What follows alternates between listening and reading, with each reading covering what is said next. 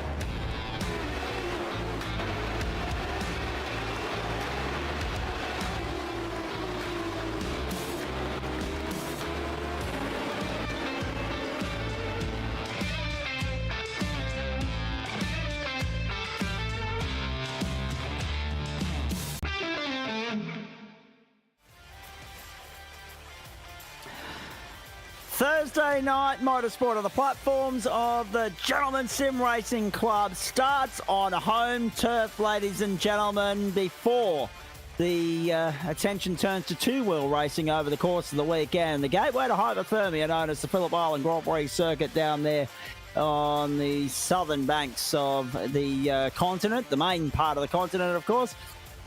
The Phillip Island Grand Prix circuit down there in Victoria is home to round 3 of the GSRC GT4 Challenge in 2024's fourth and final term. Of course, it is night 4 of week 3 of term 4, and it's the start of a double header for us. We go here first up for the 40-minute affair, and we back that up with another 40-minute affair when we take your Porsche racing from the Algarve International Circuit in Portimão, Portugal. Second up tonight. That one, of course, getting underway from 9 p.m. Australian Eastern Daylight Time. Just have a look at Josh Zuno there struggling with the keypad first up on a Thursday night. He's already taken ownership of that through our broadcast chat channel. He's not here tonight, but I tell you, two people that are, the two Daniels, Daniel Correa-Sara and Daniel Benefield. And we've only been asking for this for the last couple of weeks, boys. It's raining. Daniel Benefield, good evening to you. Good evening. It's raining. How fitting that it's in Victoria, which is raining. So quite normal, really. Standard procedure, although that we can't talk. The southeast of Queensland got absolutely battered on, I think it was Tuesday night, and I've had rain here in Cessnock 2 of the 3 days that I've been here so far as well. Now, this is going to shake the cage a little bit and throw the cat amongst the pigeons tonight, because the wet weather's a great equaliser. The championship at the moment, see Sam Chapman on top, 91 points, playing Sam Muir 88, Adam Lavis 85, Nick Wood 84, and 81 points for John Merritt. Dale Sharp, Paul Wood, Sean Lindsay, Eduardo Zamora, and David Christensen make up the top 10. Couple of notables: Lewis Greathead, who was rather prominent in the opening round of proceedings. He's not on the grid tonight, nor I'm sure there's a couple of others there that aren't on the grid as well. The names keep coming and going from GT4, but one name I am impressed to see on the grid is our good mate from Oculair, our good mate that's responsible for the broadcast intro you see at the start of every broadcast night here on the platforms of the GSRC, ladies and gentlemen. That is Grant Gill. Great to see Gilly back out there. He hasn't set a time as yet. I just get this feeling that he's going to start from the rear of the grid and hope for the very best from there. If not, he'll pop into the broadcast booth probably and say g'day to us. It is driving rain at the moment. It's freezing cold. Let's have a look at the track and weather conditions for you as to where we're going tonight. I'm really glad that I'm here in the booth. 21 degrees the ambient, 15 on track, ladies and gentlemen. 52% humidity, cloudy conditions, as you can see. What are we looking at there? South to southwesterly winds at 31 kilometres an hour. My goodness gracious me. At 10:35 a.m. in the morning, October 16, 2024, Australian Eastern Daylight Time. The server time there for you from Phillip Island. Of course, we've got a 31st car just joining the server now. We'll wait and see what awaits us, of course, in terms of how many cars take to the grid. The clock has expired on qualifying. We're now in overtime there. The last laps are being clocked. Last rides are being written on this session as we go. It looks like most of the cars have taken for pit lanes. Some of them, of course, just opting to get out there, bank a number, and come back in. Robert McGrath, not one of them, as we have a look at the drift work at the Mercedes. Oh, wow. And you can see the puddles and the dirt on the racetrack at the moment. It's going to be precariously hairy and challenging out there for these guys first up tonight. However, what we don't know, Daniel, is what this weather's going to do changing between this server and the race server, whether that rain's going to stay, intensify, decrease, or go completely, whether therefore we start this race on a dry track or a soaking wet track. At the moment, you would anticipate that this is going to be a wet one. Yeah, if it stays the way it is, the track looks very wet at the moment. You can see there through the Honda hairpin in Siberia, Hayshed now, it all looks very, very wet. So if the rain continues into the race, I think it's going to be a race of survival. I guess we're just very lucky in the sense that, well, apart from the fact that we're here in the commentary box, we've got the best seat in the house. Much similar to the Algarve International Circuit and other circuits that we go to, there is a lot in the way of runoff area. So you can obviously make a mistake, but you can get away with it. You can do so, hopefully, without compromising somebody else's race. You can do so, hopefully, without triggering an all-in pile-up and a safety car. There's the change in service settings. As you can see, there is still some rainfall, but it is nowhere near as prevalent as what it was earlier. The windscreen wipers are still on, and we anticipate that we will start on a wet track. But it is drying out. So that brings into the discussion another talking point. We'll have a look at that grid in just a moment. We've got a couple of minutes here. One more comment from you, Daniel, and a tip as well, mate, before we get going. There could well be the discussion had, the gamble made to maybe have a think about changing over to dry tyres at some point during this race if this track is drying out. It does look like it's actually stopped raining, but the track is still wet, I believe, by looking, and what we're looking at on the pictures now.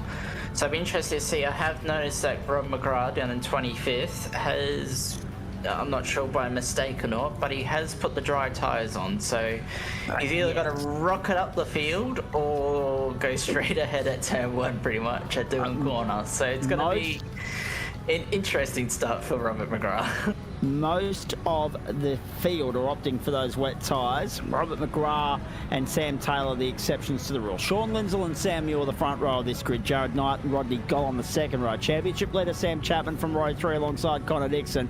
And fourth row Jack Atkinson and Dylan Walker. Atkinson was in fine form the other night, there's no doubt about that. We've got Kurt Chapman and John Merritt making up the first 5 rows of the grid. Great race between Atkinson and Merritt this time last week. Adam Lavis and Tim Harris from 6, Russ Green and Nick Wood from 7, Phil King and Jordan Malcolm from 8.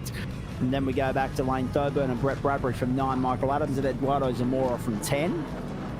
From 11, it is Sam Stride and Paul Wood. From 12, Ash Stacey and Dale Sharp. From 13, Robert McGrath and Sean McClure. From 14, it's Devin Moyes and Grant Gill. From 15, Sam Taylor and Aidan Schultz. Back at the grid there, Kurt Nommensen looks to be an on-starter. Schultz is an on-starter as well. Sammy Taylor is in the server, but hasn't gone anywhere. So it looks like we're down to 28 already. Great to see our old mate Grant Gill back out there in full swing.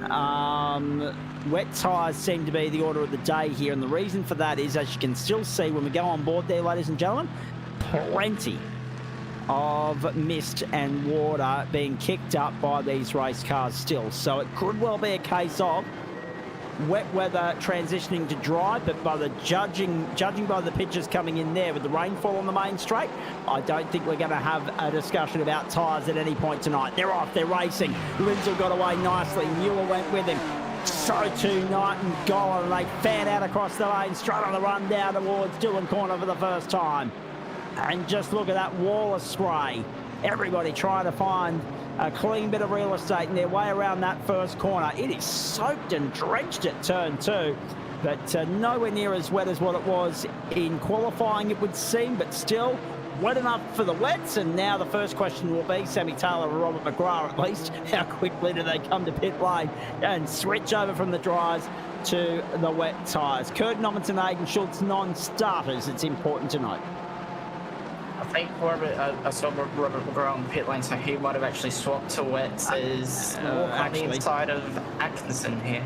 Yeah, actually, Sammy Taylor's off the road now. That's at the Southern Loop, and it just looks as though Robert McGrath's parked up and said, I'm not having any part of this. So he's gone nowhere. It's showing him on pit lane. It's showing 20.05, but it's showing him not moving, and not sitting on the timing screen ticking away in pit lane. So it looks as though he's just parked up and is done for the night. Off-track alerts already popping up on the screen for Eduardo Zamora and Sammy Taylor as well. Grant Gill's moved his way up to 26th position. Look at that wall of spray. Server times, of course, moved to 3 o'clock local for this race start.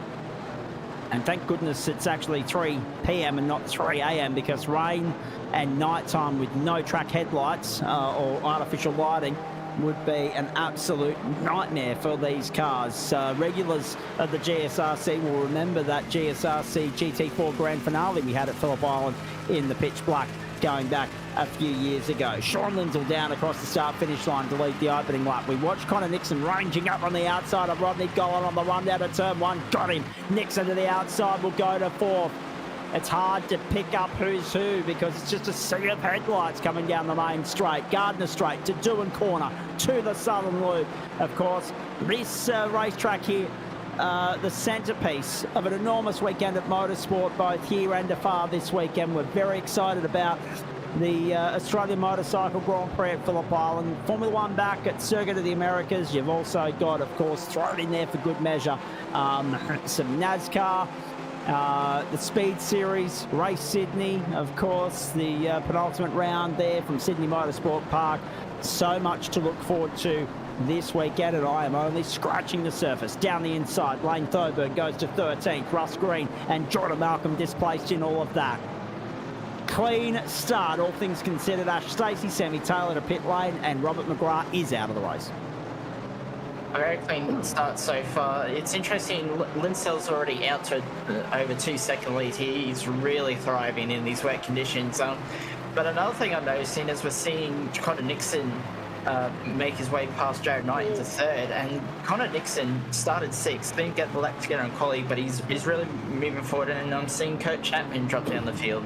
Yep, you and I balked at the same thing there. I noticed the same thing. I thought, oh, here we go, here's trouble. And this is Eduardo Zamora as we launch the replay files for the first time tonight. 152.574 for Sean Lindsell, the fastest lap of the race thus far. Remembering the pole time was in the 45s. So that's how far off the pace they are at the moment. Sam Chapman off the road now as well as we watch some replays. This is what happened to Kurt Chapman. Whoa, drift work. BMWs in GT4 trim are not drift vehicles. Oh, well, it's pretty impressive. It looks spectacular. It's pretty impressive that no one actually collected Kurt Chapman as he was going backwards through H-shed. That's really impressive. And let's see what Sam Chapman does. Last corner. He's caught the white line. No. He's caught the white line on the turn-in, and as soon as he's asked the tyres to do anything, it's turned them around immediately. And Lane Thorborn as well. What's happened to Lane here? Oh, he's had a big wiggle mid-corner. Yeah. Oh, it's actually happened in front of him. So he had to take some evasive action. He had to take to the grass to avoid the twitchy foot entry. I missed who the twitchy foot entry was. Might have been Nick Wood. That's my best guess. Connor Nixon's off now. Oh, no, Connor. Oh, jeez. Yep, there he is. Coming back on the ride. Top of screen, ladies and gentlemen. Connor's off the ride. Coming back on in 7th. John Merritt goes to 6th. Jack Atkinson to 5th.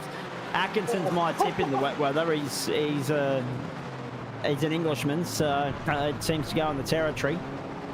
Josh Duno reckons it's not very nice that we made it rain at Phillip Island, but I reckon he might have been involved in the discussion to have a wet weather race here, so that's a little bit facetious, but that's all right. Oh, massive slide from another one from Connor Nixon. He had a massive one through Stoner Corner as well before he went off at Honda. But what I've noticed so far with the cars going off is that it's taken a very long time in the grass, in the wet grass, to actually get back on the track. So, yeah, these guys have a lot of runoff, but they're really struggling to get any pace on the grass to actually rejoin the track. And if you look just off the driving line, there's little pools and puddles of water forming. So there's a potential for aquaplaning here. So right on board with Dylan Walker here, and just get an insight and an appreciation, A, for the view, which is next to nothing. I mean, you're looking for that next set of headlights, and you're trying to find clear air and braking markers, and that's not an easy thing to do. The visibility is poor out there at the moment, despite the fact that we're having a lovely time here in Central Coventry. This is a real test for these guys. Then, and you just saw it there with John Merritt slipping and sliding through turn 1, little bobbles here and there. Car control is going to be put to the absolute test tonight. And it comes back to what I said, it's going to be a race of survival rather than a race of speed. We're seeing Connor Nixon have some really good pace, gain 3 positions in the first 2 laps. Now he's back where he started and under a lot of pressure from John Merritt and Dylan Walker. Oh, Merritt tried to get on the anchors there, nearly got into the back of Connor Nixon. Had Dylan Walker to his outside. Walker's still there, diving to the inside. Oh, that's brave and bold going into Siberia.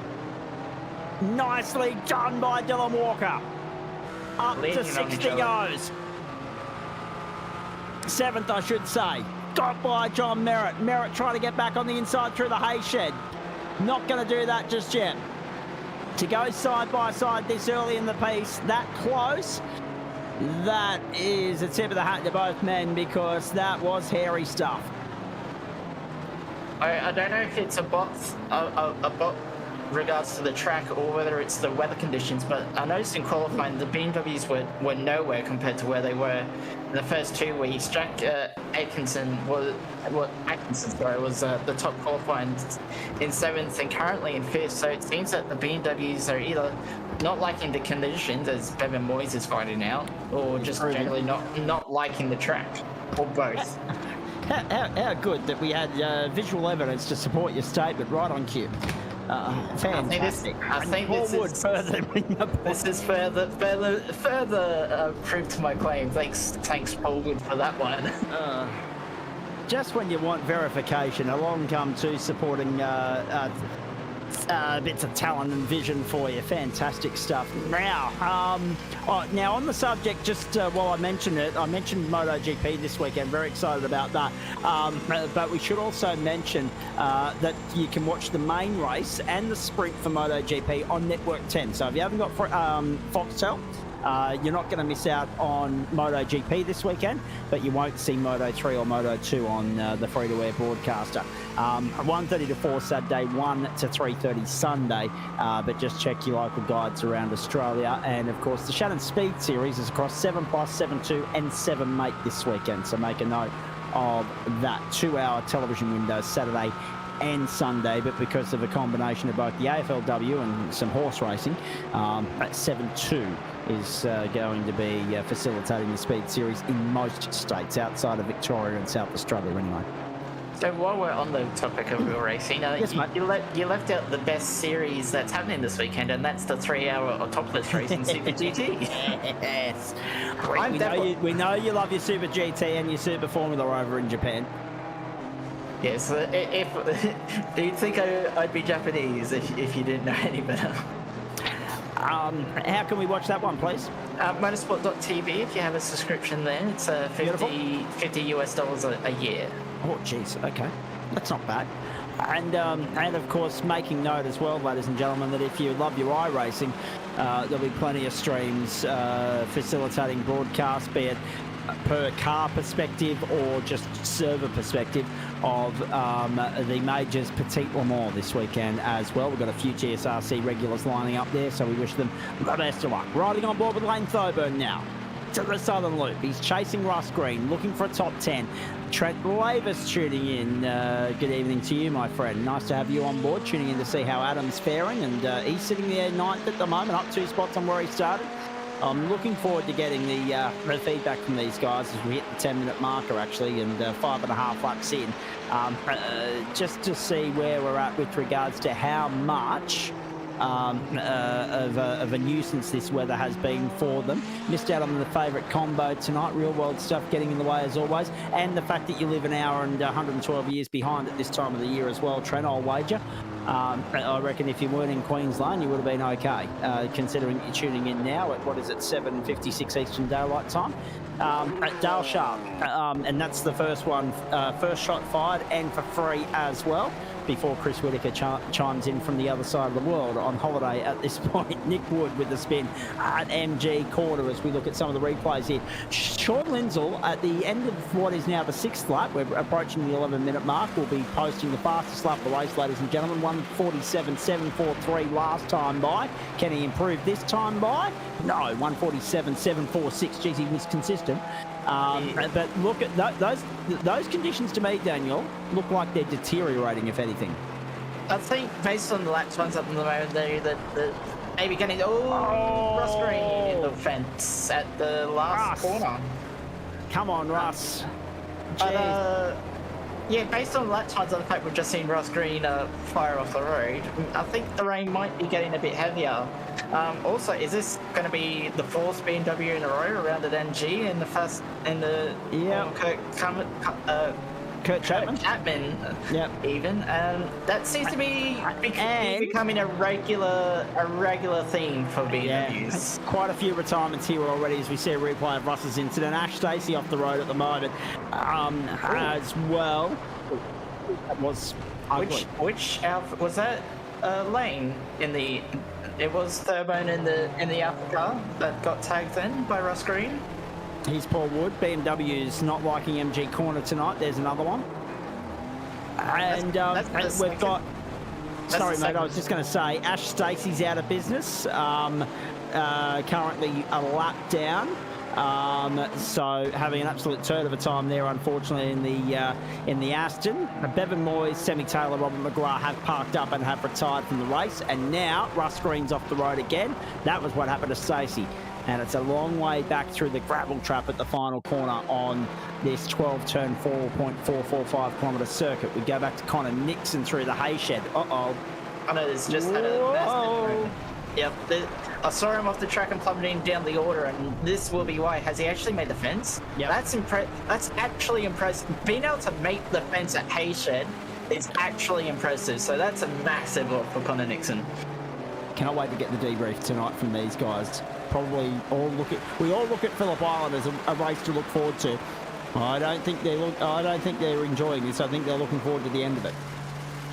Agreed. To put this one out the rear view mirror, out the back of the mind as quickly as possible. Jared Knight's off the road as well. Knighty's off the road at turn 1. There he is, left of screen. Or right of screen now. Knighty's had a moment. Wow. He'll be rejoining over here, coming off the southern loop. Big moment for Jared Knight. He's had another one, I think. Yeah, I think he's had 2. It's an ongoing thing. He's down to 7th now. As he approaches Honda corner, or Miller corner as it's now known, this was Jared Knight to turn 1. Whoa! So that was the first moment. Now, did he go on with it? Or did he just drive through the gap? He's still... That's the longest single pirouette I've ever seen. I think he's just struggled to get it back on the track. No, he's shortcut the southern loop. Yes, he has. Have a look at it. I wonder if depending on how the sectors work within iRacing, he might actually get a full drive-through or stop and hold for that. He might well indeed. He might well indeed. All right, this is John Merritt. And this is Jack Atkinson. Atkinson right at home in these conditions. Pressuring Rodney Gollan now. We've got a battle for third on our hands here. Now, the other thing too, and we haven't even had a chance to discuss this yet, Lindsell's just completed 8 laps in 14.5 minutes. Throw another 8 on that, that's 29. You're playing with another 11 minutes, so you're probably looking at most 6 laps. So we're looking at maybe 22 laps tonight for race distance instead of the usual, whatever the usual would be in the dry around here. Remembering that in GT3, you'd be getting somewhere in the vicinity of 26, 27 laps in 40 minutes around here. Because it's a 90-second lap. GT4s aren't that much slower than GT3 around here. Jared Knight comes to pit lane to repair the HTS Racing entry, but that might be a stop and hold more than anything else. And we're riding on board with John Merritt still, chasing Dylan Walker. But can these guys, with how much slower this is and how wet this is, can they stretch this and get through without a splash and dash at all? That's what I'm interested in at this point. Well, the best lap of the race is a 47.7 by Lindsell, but at the moment everyone is doing 150s plus. 51.7 for both Lindsell and Mueller, so 53.6 for Gollan, 52.4 for Aiken. So the conditions are definitely getting worse out there, and as a result, the pace has really dropped off the last couple of laps. And that will also impact whether we get to 21 laps or 22. So look at that, aquaplane. Whew. Oh. There are puddles off the road. There are puddles forming on all corners of this circuit. That's Grant Gill. That is Gilly in the Oculair Drone Racing entry. Good evening to Andrew McGrath tuning in. Jared Knight has parked up and is done. So 90 has copped a penalty, and that is him done. Russ Green, Jordan Malcolm, Nick Wood have all been to pit lane. They've all done splashes and dashes. Jared Knight is done for the night. And no pun intended, because it's a K night rather than just the N. Jordan Malcolm now on the tow road to pit lane. Brett Bradbury's out there in 12th. They are dropping like flies. Eduardo Zamora's also looks like he's parked up as well. Ash Stacey is continuing to soldier on here. Half a lap behind Grant Gill. They are 22nd and 23rd. But the drivers in and around them are parked up and done. Jordan Malcolm, the latest casualty. So Knight and Malcolm on this lap, lap 9 alone, are done. Stacey is continuing on. Zamora's out. Nixon's parked up. Not sure exactly why Connor parked up, whether the car was written off or whether he just had a gut full of the wet weather. They are dropping like flies. This is extraordinary. Sean McClure as well. The amazing thing was, as we were watching Paul Wood and I think it was Michael Adams he was racing come through MG, the amount of standing water at MG, no wonder why the BMW, I'm surprised everyone's not struggling rather than just BMWs. Yeah. The amount of standing water through MG is insane right now. Yeah. And this Jordan is Jordan Malcolm. He's just aquaplaned. Yeah. He's aquaplaned in the middle of Stoner Court. That corner is flat in the dry. Yep. And he's just aquaplaned. Yes. Something is wrong with the track. There's wetness on it. Yeah, exactly. There's precipitation. Liquid sunshine, as it used to be called, up at the Port Macquarie Kart Club. There's so much going on out there at the moment. Tip of the hat to anyone that's able to limp through to the end here. But that's the thing. These guys are finding out the hard way, unfortunately, because this is the first time we're taking a GT4 race to the island in the rain, and probably will be the last one as well. I reckon it'll get out.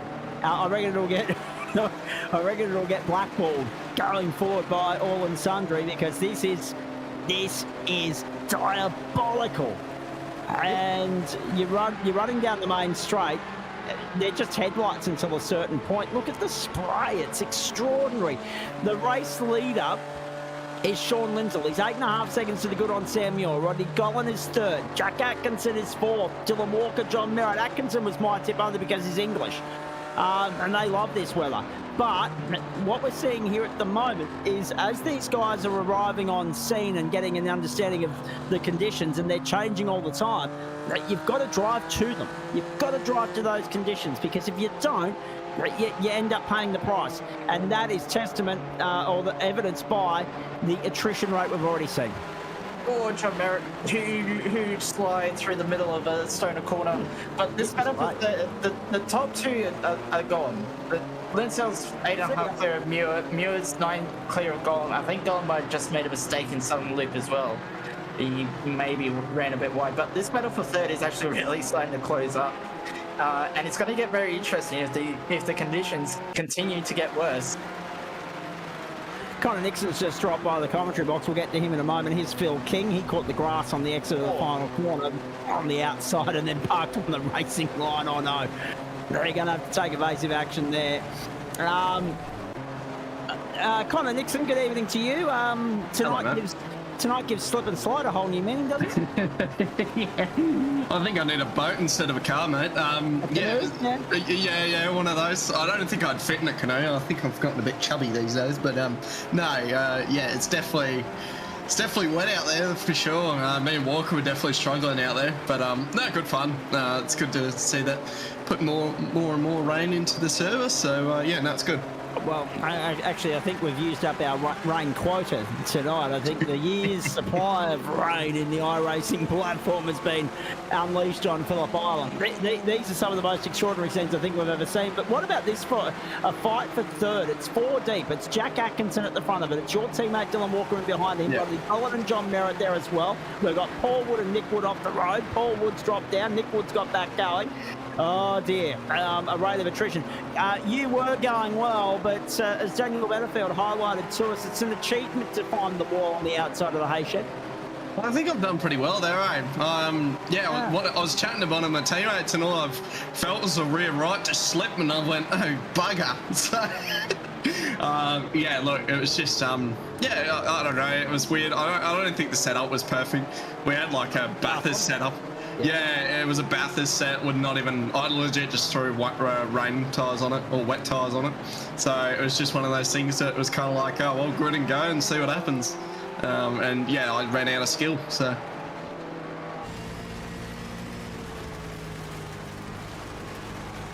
So currently looking at the battle for third, Connor.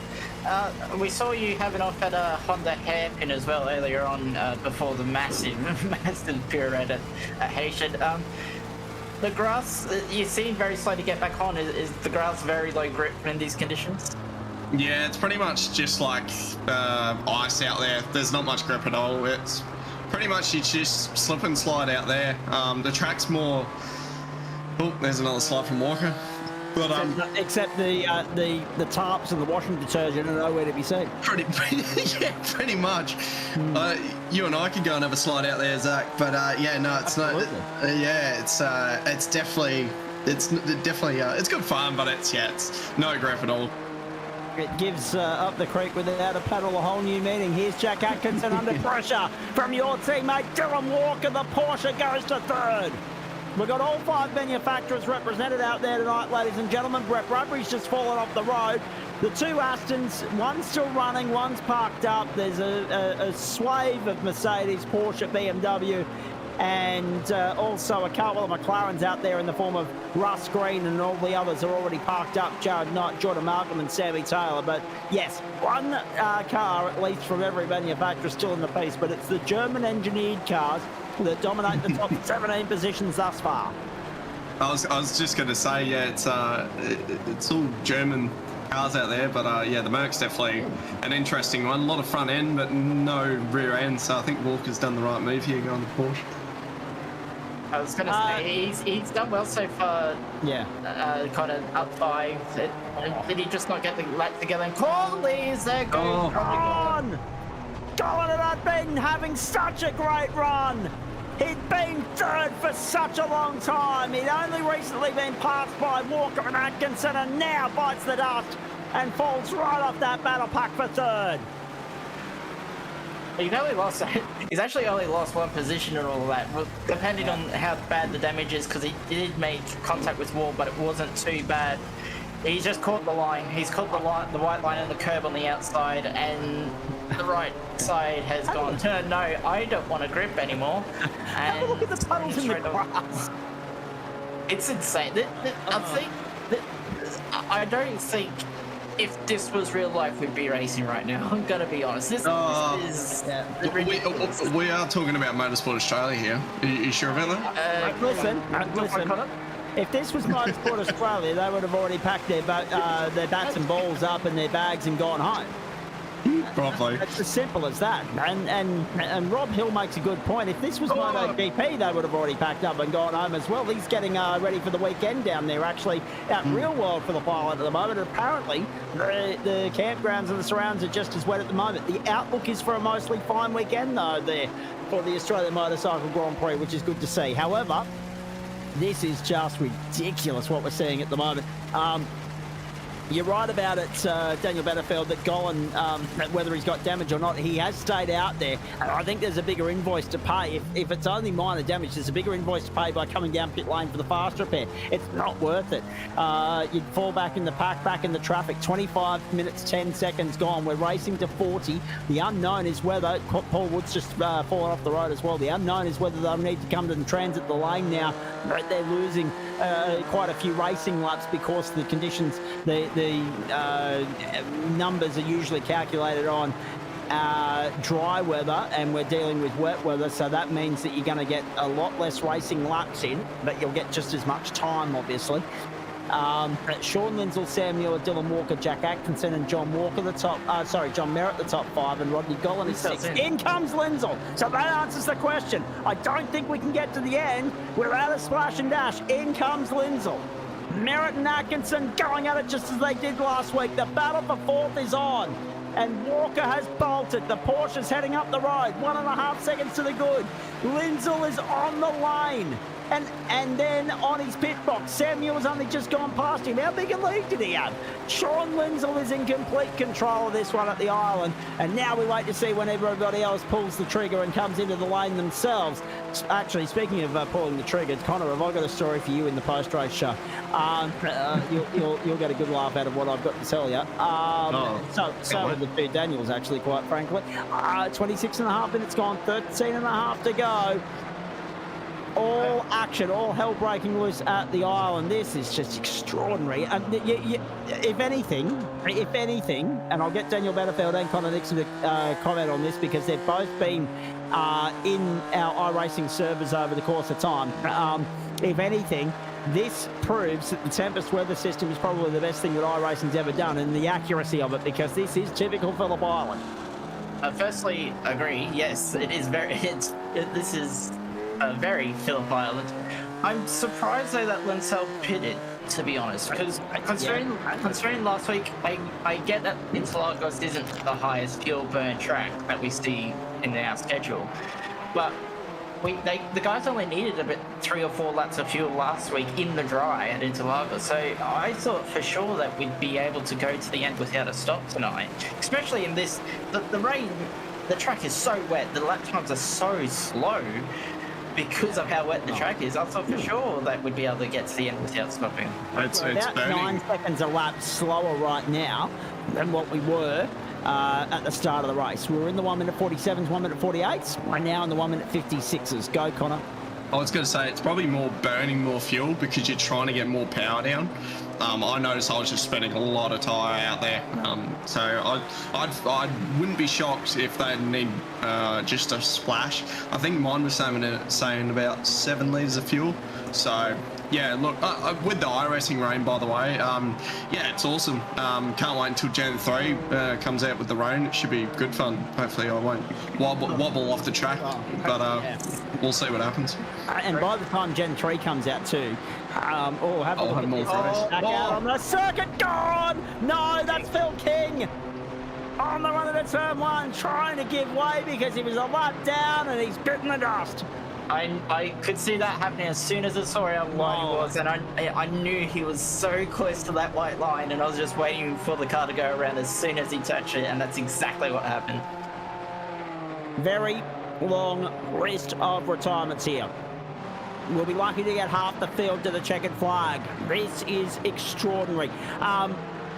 Connor, the other thing as well, with Gen 3, another racetrack that can throw up weather like this will be in the ballpark in terms of being ready to be released to the masses by iRacing, and that'll be Pukekohe in New Zealand. It usually probably tips down there too. So, I mean, the wet weather racing, you're going to have so many options come Term 1 2025. It's going to be fantastic. I was going to say, it's good to be back on the track. Like, I took a week and a half off. Side thing, but yeah, I've taken a week and a half off just because of I had a massive seizure. But yeah, you boys have put an absolute ripper of a week on, and yeah, this is good to finish it out. All being fair and equal, I know we take the mickey a little bit with you, Connor, but of course, from a health standpoint, yeah, I mean, that aside, are we good? Are we okay? Yeah, it was a pretty scary one. We finished up the gents race actually on the Wednesday, and we were all just sitting in Discord watching YouTube, Australian Dashcam, by the way, awesome to watch. Yeah. And we're all sitting there. There's about 9 of us sitting there, and I was like, I don't feel too good. I'll just sit here and hopefully it goes past. And then 5 minutes later, I couldn't get out of the rig. I didn't have my phone on me or my medication, so I actually had to get one of the boys to ring my mum. So about 20 missed calls later, mum picked up and drove home. 10 minutes away from the house, and yeah, there was a 70k zone, and she went about 120. So look, it was scary. Yeah. Just wait for the speeding fine in the mail. Yeah, pretty much. You'll be right. and then she'll be able to say, look, it was a medical emergency. I am the ambulance. Yes, pretty much. Well, mate, as long as you're okay, we know that they were, not a regular but a semi-regular occurrence for you. As you say, you're used to it. It's part of the way you roll. But all being fair and equal, we hope that they are few and far between going forward, and you're firing on all cylinders for the rest of the term. No more in sight, and hopefully everything else is going to be okay on the health front as well, mate. Thank you for that. Hey, quickly while we've got you. Yep. And I reckon we'll have you for another 20 minutes as well. You'll stick around to hear what I'm going to tell you in the intermission. Thoughts on next week? Sprint racing, Hockenheim, and round 4 is upon us. Hockenheim should be really good. It'll be good to get back in the cars. Hockenheim in the GTs. In GT4, yeah. It should be good. That won't be a bad little track to go racing around at all. Hopefully it's not absolute pissing down with the weather, but yeah, it should be good fun. Big dive bombs, can't wait. Connor, that would be piddling down. Piddling down. Dogs, or tipping down. We can't be using that sort of language at about lunchtime in WA. I forgot about lunchtime. Yeah, exactly. Now, listen, it's sprint racing as well, mate, so we know Hockenheim's not the easiest to overtake on, but you're going to have to get the elbows out next week. Yeah, well, I normally have them out most of the time. I was on the road. Do, not everybody else, but you, yes, absolutely. Yeah. Sprint racing should be fun. It'll be good just to get out there and just big dive bombs and block as hard as possible. But it'll be good fun for sure. Look what's going on here, boys. Look what's going on here. We're at the 18 lap mark. We're going to get back to the line. Sam Muir's going to have, I want to say 4 laps to go. Including a little bit of overtime. That is if they don't have to come into pit lane, of course. Sean Lindsell, you might have been onto something there. Daniel Betterfield might have been taking a bit of a punt, but he's caught the train. So he's a chance if he can get by Merritt and Atkinson, that's third. Then he might have a crack at Walker, but he's then still got 8.3 seconds to overcome to Sam Muir. The other thing that I've noticed is it's looking pretty bright right now. It's actually stopped raining. Typical Victorian weather. Yeah, that track's not drying out in 8 minutes though. It's not, but the times have already gone from 56s back down to 51. So, and in the case of Winsell, 49. So, the track's improving rapidly at the moment. 24 degrees the ambient, 16 the on-track temperature as well. That's bloody cold. And we're at 3:36 in the afternoon. Here comes Lindsell to the outside of Atkinson, and Merritt to the inside. Merritt to the inside of Atkinson on the run to turn 1. That's for third. Merritt goes to the podium for the moment at least. Provisionally, Merritt finds himself on P3. Walker is the second place man. It's a Porsche 1-2, BMW 3-4, Mercedes 5. And Sean Lindsell's in there giving Atkinson the big hurry up, but having to really fight with the car to do so.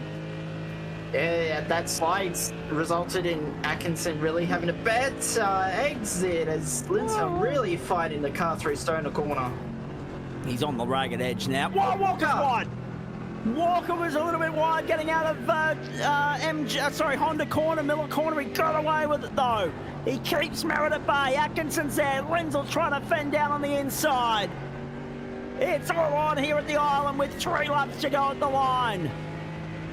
And it's Muir, it's Walker, it's Merritt, it's Atkinson, it's Lindsell. Lindsell right there. Watch him into MG. Will he have a crack at Atkinson? Will he be close enough? We've got another retirement. We've got, it looks like Sam Stride's out of business. He's been on pit lane on the tow road for 46 seconds now. Lindsell to the outside. Switch back. No, he's going to continue on with it around the outside. Gotcha. Oh, that's brave and bold in the rain at the island. Around the outside. That is insanity at its best. In comes Atkinson, in comes Muir, in comes Walker. Merritt goes on, and the seas have parted for Sean Lindsell to go back to the effective race lead.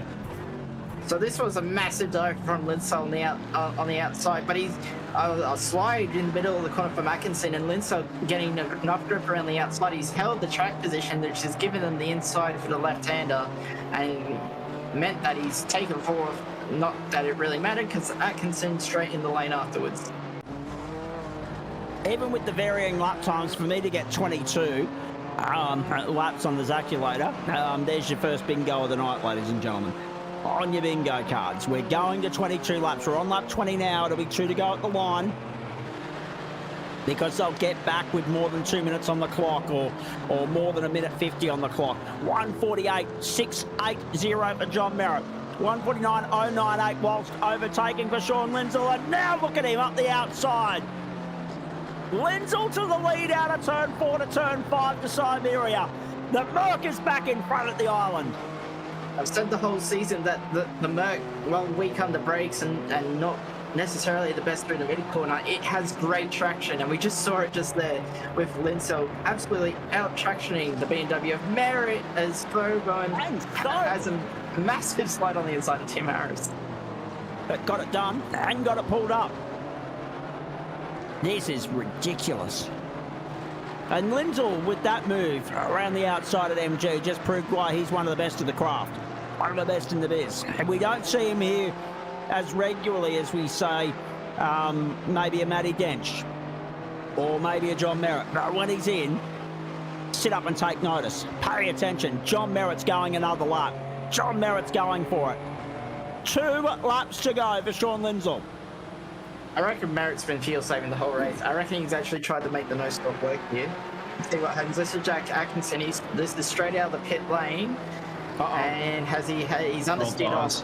He's understeered off the road at Southern Loop. Cold tyres, wet tyres, bad combo, and he pays the price. Actually, you know what was funny? Back in 7th at the moment. Sorry, Connor. Adam Lavis and Rodney Golan have come to pit lane. Go for it, mate. I was going to say, it was quite funny at the start of the race. I was actually weaving down the straight to try and get some temperature into the tyres, because I kept there was just no temp in the tyres at all. So a bit of weaving was actually pretty valid in the wet, which is kind of weird. So John Merritt, can he get the Bimmer home? He's going to give up on getting to Lindsay, but if he can get the Bimmer home at second. I mean, even with the fuel save and running to the number. Oh, Lindsay's off the road. Lindsay's off the road. Oh, another sting in the tail. More drama at the end of this race. Merritt leads again at the island. Another lead change. Another spanner in the works. The only mistake Lindsay's made all night. And he's done it with less than 2 minutes to go. 11.5 from home. And that could also just be an understeer moment, a locked brake, maybe a bit of aquaplane, I'm not sure. A combination of the above for Lindsay, who now gets back past Merritt on the run down to MG. Back to the lead. The Merc will bring us to the white flag this time by. The track must be changing again. That's the second time we've seen a car understeer off the road in as many laps. Atkinson at 2, Lenzel at 6. Or 5, I guess, technically, but Merritt going again. So Merritt's trying to go to the end here without stopping. Muir's 5 seconds back, and is Merritt out of fuel? I tell you what, if they're he's going for it. He's going for the no stop, but he's not the only one. Samuel fastest of the race, 1:47.339. Merritt is going for it on the run to the checkered flag. The last lap for Lindsay. We get to 22. We'll do a minute and a bit of overtime. Merritt was bobbling. He was wide. He was struggling to control the car through Southern Loop. Mueller's closing in 3.8, 3.7, 3.6. Merritt's in trouble here. He might have been about to lose second. He doesn't have enough fuel. He's clutching. He's lifting. He's using so little throttle. He thought the race was going to go 21 laps, I reckon. Or was planning for it at. Anyway, because he has fallen off the pace a lot. Sam Muir will probably round him up pretty quickly here. It wouldn't surprise me. Nice save, Daniel. I did hear that. John Merritt. 5.5 seconds. Mueller's a second and a half away. Mueller's got the fastest time of the race. 3 different manufacturers in the top 3. Jack Atkinson's under pressure from Lane Thoburn and Sam Chapman as well. We ride with Muir through the hay shed. Let's bring it home. He might be alright if he blocks. Oh, Merritt's wide. Merritt's going to try and defend the Just needs inside, to block going it. to 10. A beam is Mueller's going to go to the massive. outside. Mueller, I'll tell you what, you want to be careful out there. There's still standing water. Oh, he's gone wide. Merritt's going to let him go. Mueller's going to sweep around the outside. Oh, jeez, they're rubbing puddles. Mueller's there. Mueller's around the outside. Mueller's got Merritt. Good drive. Sean Lindsay will take the checkered flag. Another new race winner in GT4 on a Thursday night. Lindsay gets the job done. Mueller will go second. Merritt gets to the line with bugger all fuel in the tank for third. He wasn't the only one to zero stop, but we'll tip the hat to those people when they come across the line. Fourth to Dylan Walker, fifth to Lane Thoburn, or maybe not. Here's Atkinson and Chapman. Chapman trying to get it down the inside of Atkinson. Thoburn, Everyone's out. fluttering as well. He's out of fuel. He's done. Atkinson comes through for fifth. Chapman sixth.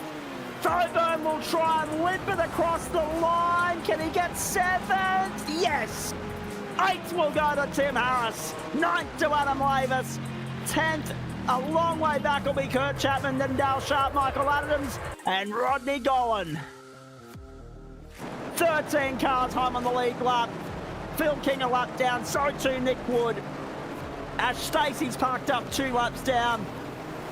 And then the retirements of a very long list of them. Russ Green, Sam Stride, Brett Bradbury, Paul Wood, Grant Gill, Jared Knight, Jordan Malcolm, Eduardo Zamora, Connor Dixon, Sean McClure of Evermoy, Sammy Taylor, and Robert McGrath. So, in all of that, we had 15 cars make it to the checkered flag.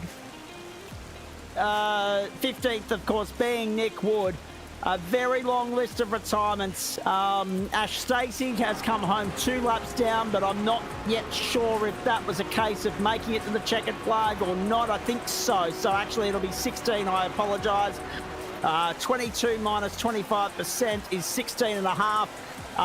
So had Russ Green and Sam Stride stayed in the server, they would have been classified as well. But it's only 16 finishes, and that would have to be among the lowest of the low in terms of the percentage of finishes compared to starters we've ever seen in GT4 at the island. There's the classification for you.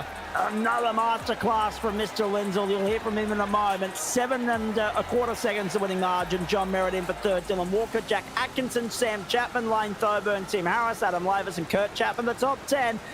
By no means a showstopper in terms of the frenetic nature of it, but a survival of the fittest and a masterclass in how to handle the changing conditions at the island. So, yes, it wasn't the biggest amount of elbows out racing we've ever seen here, and it didn't, keep us on the edge of our seat from first until last. But the elbows were out in terms of the battle for the placings on that last lap there, and that held our attention. But it was just a pleasure to watch Daniel Benefield for the polar opposite of what we normally watch GT4, and that was just the way in which all these drivers were working so damn bloody hard to keep the car on the racetrack, and a tip of the hat to those that managed to. That middle portion of the race where the times fell off a cliff, really. We're down doing 1 minute 56s, and the best lap was a 47 come the end. That must have been a very heavy rain shower that came through, and the amount of standing water in places, particularly MG corner, was absolutely amazing. I've never seen that much standing water at one corner before, and it was treacherous, especially for the BMWs we saw. We saw a lot of BMW spin, particularly at MG. A bloke by the name of Noah's called the Arcs are on the way. I mean, that's the rain we had tonight leveled biblical proportions. It was just extraordinary stuff. 3 different manufacturers in the top 3. Looking at the top 10, 5 BMWs, 3 Porsches, 2 Mercedes. The first of the Astons was 16th. None of the McLarens got home. It was just extraordinary to watch, and at the forefront of it all, and he led pretty much from the outset, was Sean Lindsay. And well, it was double edged sword sort of stuff, mate, edge of your seat stuff from our standpoint, because we weren't sure how much of a difference the rain was going to have with regards to fuel tank capacity, fuel burn, and whether you were going to be able to make it. I mean, well done to John Merritt, well done to Sam Chapman, to Tim Harris, and to Dale Sharp, the only 4 drivers that got to the checkered flag that managed to do it without a stop. But you made it work with a quick splash and dash, mate, and it's probably redemption, if nothing else, for what we saw in the second race at Willow Springs a fortnight ago, mate. Nice to have you back in the booth, and well done. Cheers, thanks, boys. It was nice to get a good win after the year I've had. I dedicate this to my mum, who sadly passed away at the start of the year.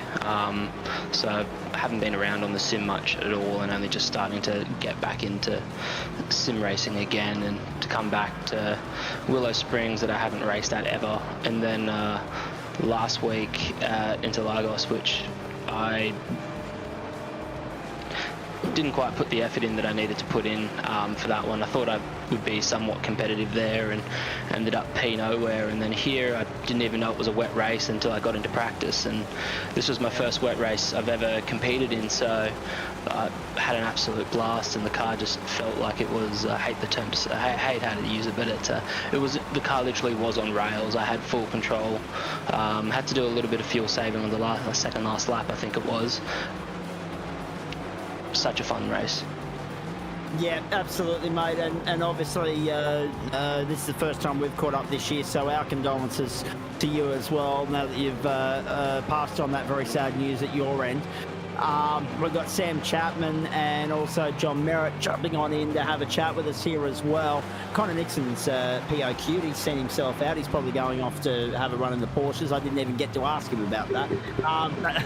But talk us through. So obviously when you've joined us at Willow Springs, mate, you've won the first race there, but you haven't won the round. So this is 3 now rounds, 3 different race winners. You're the first double-up race winner of the season, but now we've got 3 different round winners as well. So there's a lot statistically to like about what's played out tonight. Why the Merc in a field that's dominated by Porsches and BMWs? You're making the Merc work, and is that a creature comfort thing, or did you go and sample the other cars, or was it just that you like the Merc and how it operates? No, it has nothing to do with pretty much anything. It's more along the lines of, it's a car that I know well-ish. I haven't been on the sim much this year at all, so it's a car that I'm kind of used to. I was kind of waiting for updates if they were going to tank this car or not, but I'm happy with this. I just lost you there momentarily, mate. I know you're there, but I just did lose the last 2 words of your previous sentence. However, in saying that, let me talk to you about tonight. You said that you weren't even sure it was going to be a wet weather affair. You mentioned you haven't been on the sim much this year. Of course, the Tempest weather system has been a huge talking point in iRacing pylons this year. Your impressions of it, and just how diabolical those conditions were that you contended with during that race. It was bloody scary, especially when you're losing some of the light. You don't know where the big puddles are. I think the Tempest, I don't know a real racing car to save my life, so I don't know if it's real, if it feels real or not. For me, it feels pretty all right. I was just really hoping that it wasn't going to dry out and then I had to put slicks on. Well, that's exactly right. We saw a couple of guys make the mistake of starting on dries in the 40-minute race. It very quickly became rather evident that you weren't going to be needing the slicks at all. With regards to charging back through the field there, mate, only one little mistake from you. What happened there at at Siberia, a lap and a half from home? It was when I was fuel saving. I was super distracted, trying to count how much fuel I had left, how much I needed to save, and just took a wrong line, and just came off the tracks a bit. All right, mate. Noted. I'm going to hand it over to Daniel Betterfield. You got any questions for Sean Lindsell, mate? Doing a great try, mate. The middle period of the race, I think it was around when you actually made your pit stop. It was very, very wet to the point where we actually saw the times drop almost 10 seconds a lap. Was it more how sketchy was the track really in that little heavy shower period in the middle there? On the sketch level, I'd say it was a 10 out of 10. It was, I didn't know what times I needed to do. I didn't know, to be honest, I wasn't pushing the car. I was just driving it to its safest limits. Like, I had a little bit of spin. I was changing traction control levers. Went down to, like, for the Merc, I went down to traction control 1. So it just limited the amount of slip that the car had. It was quite sketchy. And from the fuel perspective, you said you had to save a bit at the end, but were you thinking about the nose stop when we saw John Merritt pull it off? Kind of. He had to really save on the last lap. Yeah. But was it ever really an option? I am not a strategy man. I will go balls to the walls 98% of the time. I didn't even know that you could kind of get away with it. It's hard these days with the GTs because you used to be able to use the clutch to roll and save fuel that way, but these days you kind of just have to lift off and go that way. But it doesn't cross my mind. Along with that, obviously, another factor of that, obviously, the lap times were fluctuating so much. So, I guess another point to that would be that I guess your final lap count was never always set in stone. I guess that's partly why you still had to save fuel towards the end as well. Yeah, exactly right. I knew if I could keep a little bit of the spray's going to make it quite difficult to the cars behind, and if I could just try and find some of the lighter patches where the grip is, I knew that I'd be semi-okay. Got to press this one along, mate, because we've got 20 minutes until the Porsches are on the circuit. Quickly, sprint racing, Hockenheim. How do you feel about that going into next week? See how. Yeah, I'll put a little bit of practice into it. Do we know if it's a wet race or a dry race? I have absolutely no idea. I wish I could offer you that sort of insight, but I don't have. It looks dry to me. I'm just trying to looking at a lap now, so it's all dry. No. He's talking about Hockenheim next week in GT4. Okay. Pay attention to detail, please. You're talking about Portimão for the Portugal round of the Porsche Cup, aren't you? Yes, I am. Yes, getting to you in a moment on that. Thank you. Very nicely done. Sorry about jumping the gun there from Chapper. No, I can't give you any sort of clarification on that one. Peace of mind at this point, Sean. You'll probably just find out on the day, I'd say. Nice. We love a surprise occasionally. Well done tonight, mate. Clinical performance from you. Great to see you back on top and competitive as we knew you would be in GT4, mate. Go well. From Sean Lindsell to John Merritt and Sam Chapman. And by the way, only 4 drivers, as I said earlier, managed to do this on 0 stops. They managed to run the tank dry on the 22nd and final lap. And Chapo was the only one that wasn't in a BMW to do so. But we'll get to Chapo in a moment. He's just muted himself so he can focus on qualifying. So I'll go to John Merritt. Hot lap. Nothing hot about that. It looked cold. It looked wet. It looked uncomfortable. Cold and diabolical. It was sketchy, super sketchy level 10 from what Sean said. I concur with that. So definitely a bit of work to set this Beamer up in the wet, and certainly didn't nail it tonight, but that was good fun nonetheless. So teammate realised we may be able to get to the end, and so motivated me to look at it, and I think with 4 laps to go I was trying to save a bit of fuel, but ultimately I probably should have started a lot earlier and made my life a bit easier. Quite possibly.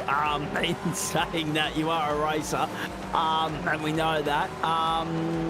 With regards to the deterioration of the weather, I'm surprised there wasn't a flood watch warning going out. The standing water on the racetrack there. I mean, we've had some wet races here since the Tempest weather systems debuted, John, but that takes the cake, I reckon. Yeah, it does for me for sure. I've raced some other series in really wet. I can think of 86s at Mount Panorama and stuff, but nothing like that.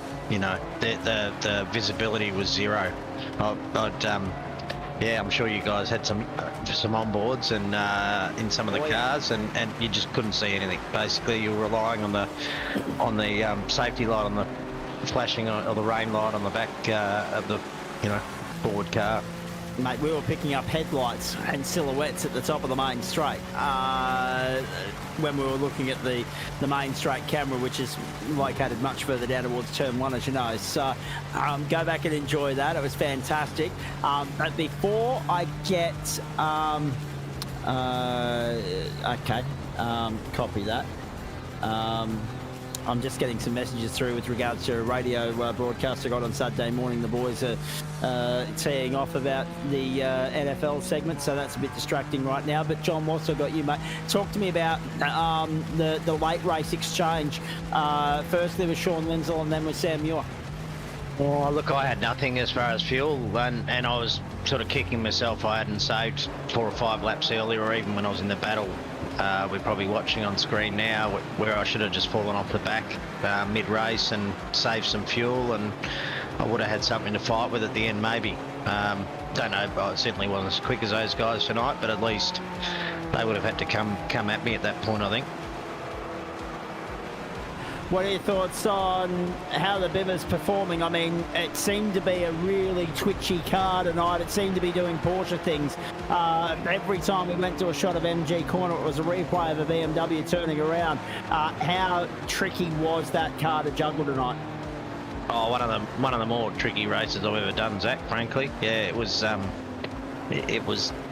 deadly to drive. So and not obviously not fast. It's the nature of power on. Sean was talking about changing oils. Obviously, the oil was fairly low on TCC, but to stopping me corner and doing things. But it was a handful and a half. Indeed. John, it seems to be, I know Zach already touched on it, but was the lack of pace in the BMW tonight, was it weather condition related, or was it track related? Oh, weather, I think for sure, Daniel. It was, just wet conditions. I hadn't tested in the dry or done anything until tonight, and sort of played with some suspension stuff. And no doubt there's a happy setting for it. It's just a matter of finding it. And in terms of a late call to make the zero stop, I bet you were happy when you saw everyone pit, but at the same time, you really had to save quite a lot of fuel in the last couple of laps. Well, it's more or less, I think, with the pack that I was around, with Jack Atkinson and maybe Dylan Walker, I said, I'm going to try and make it work, and may have ended in tears, but I think I coughed onto the main straight on the last lap, so we just got there. I think I was shaking in the seat to get the fuel tank to move. Yes. John, Hockenheim next week and sprint racing. You've been there and done that before in GT3 and Porsche, but it's going to be really interesting to see how it goes in GT4. Yeah, looking forward to it, Zach. Should be some awesome racing. Anything else for Mr. Merritt while we got him, Daniel? No. I look forward to seeing him at Radicals tomorrow night, John. No, that's it. Yeah, no, I'll try and get along if I can get here, for sure. Because you're our main man from Echuca Toyota, how is the weather down Victoria Way at the moment, please? Because everybody's going to be looking at the gateway to hypothermia this weekend with the 2 wheels on. Well, mate, we were expecting conditions like we're looking at on the broadcast, but when I entered the sim room, it hadn't broken yet. But I think we're due for some thunderstorms. Right, lovely. It's always this time of year, and yet, MotoGP, Dorna, and the Australian Grand Prix organisers always settle on an October date, and they wonder why they get the same weather. It's fantastic. You keep doing the same. It's the definition of insanity. Yeah. I mean, surely they could have a look at, considering that, the World Supers are there in February, and considering that they're starting MotoGP in Thailand in March, surely it wouldn't take much to book out Phillip Island back-to-back weekends and run World Supers one week and MotoGP the next. That'd entice more people to come down and just stay in the beautiful tourist spot that is Phillip Island for a week, I'm sure. That sounds like they have to put their thinking cap on though. Yeah, exactly. Not many people tend to do that these days. Good on you, John. Good luck tomorrow night. Good luck next week. We'll see you on Thursday Night Motorsport once more. Cheers, Zach. Thanks, Daniel. Brilliant stuff. There he is, Johnny Hot Lap Mirror. And Daniel, just before I go back to Chapo, and I know we've only got 13 minutes here before the Porsches will be on the grid from Portugal. There's Grant Gill having a moment through the grass. Great to have Grant Gill back on deck, back on track. I think one thing we didn't get to mention earlier, but I think it was implied, and then it was verified by a couple of the comments that were made here by John Merritt and also Sean Lindsell. It might not, look like the most logical thing to do or the most practical thing to do. It might not seem, intelligent, but there's a lot to be said for driving to the conditions, and we saw that tonight. 100%. It was always going to be a race of survival. We can see that the fact that half the field that started the race didn't finish the race. So it was always going to be a race of survival, and it's all more credit to the drivers that did finish, that they did survive. And that's the thing, like, I look at real-world motorsport, right? And this is an absolute dig at real-world motorsport. They're very quick to throw the white flag up. Oh, sorry. In our instance, that would be the red flag, right?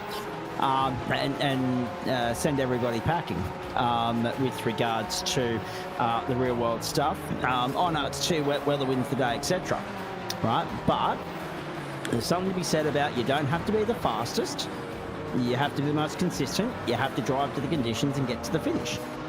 We've lost a lot of real-world motorsport events or had them cut short on tracks like Phillip Island in the past because the conditions are too unsafe. And yet we put the billboard up on the entry to any racing venue in the world that says motor racing is dangerous. There's something to be said about you don't actually always have to go full throttle, full tilt, 110% pedal to the max. You have to drive to the conditions, and if your conditions are deteriorating as you go, you got to respond accordingly, and all our guys did that tonight for the most part, and they should be commended for that. Let's bring in, actually no, can't bring in Sam Chabot at the moment, but Greg Heaney's here rather early. Good evening. How are we going? I just thought I'd jump in and say good luck with reading out the grid tonight, because I think she's pretty much full. Good, excellent, that's what we like to hear. Porsche's coming up next on that note. How many Whiskey Business Entry Racing cars, please? Just two, myself and... excuse me, I'm talking on incoms as well. Sorry, gents, in Sim. No. On that note, right, we're going to a break before Greg does any more of that. We're going to a break. It's 11 minutes to 6 on the west coast, 11 minutes to 9 on the east coast, except Queensland, you can make your own arrangements. And of course, in central parts of the country, it's heading towards half past the hour. It's heading towards 11 o'clock in New Zealand. This is Thursday Night Motorsport on the platforms of the Gentleman Sim Racing Club, streaming live and free across Facebook, Twitch and YouTube, and doing so with thanks to the great support of not just Spreyton Cider, who are a big integral part of Thursday Night Motorsport, but also Waste Options Orbic Australia, our newest sponsor, and it's very fitting and appropriate that Greg Heaney's in the house, in Bowens, the builder's choice, JJZ Constructions, merch.tgsrci.com, M-Wave Australia and Flash Graphics. It rained cats and dogs. They emptied their buckets on the island. We'll wait and see what's going to unfold in Portugal in front of a full field of Porsches for round 3 of that championship as well. It's night 4 of week 3 of term 4, and we're only just getting started. The entree was wet. Let's see what the main course has for us on the other side of this short break. Hope you're enjoying Thursday Night Motorsport on the platforms of the Gentleman Sim Racing Club.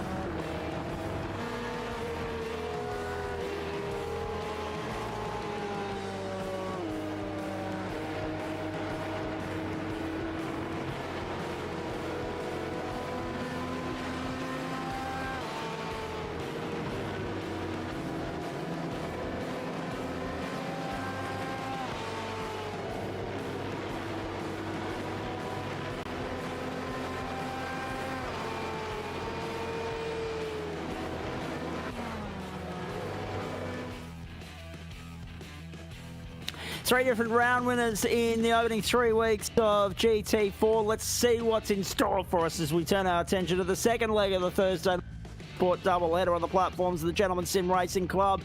The main course as we zero in on the Algarve International Circuit, Portimão, Portugal, for the latest instalment of Spreyton Cider Porsche Cup Racing, and another bumper field up in the high 40s once more, ladies and gentlemen. 48 drivers lining up on the grid here tonight. They're in the midst of qualifying right now, just setting a time before greeting the starter in just a couple of moments. I'm Zach Caven, Daniel Correa-Sar and Daniel Benefield are here with me as we continue bringing you night 4 of week 3 on the platforms of the GSRC across Facebook, Twitch and YouTube.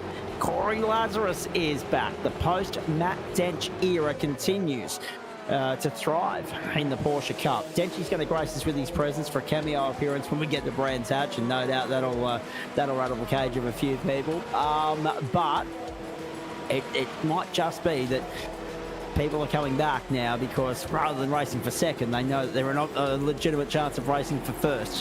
Denchy's had them running scared for 11 seasons. It's fantastic.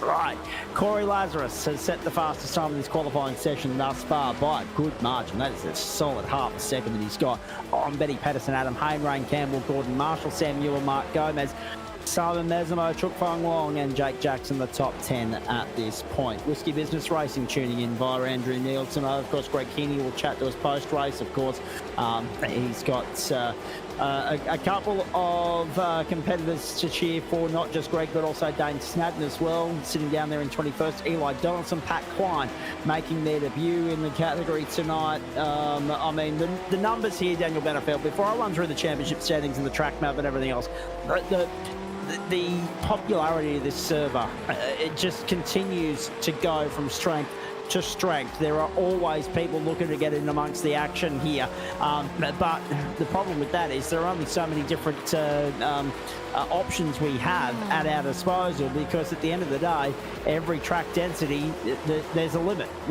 We have to push people back and show them out the door and say, look, you're in the waiting list, you're in the queue. When we get to a certain point, that's the conversation that we're having in the Porsches now that we weren't having a couple of seasons ago. The popularity is booming.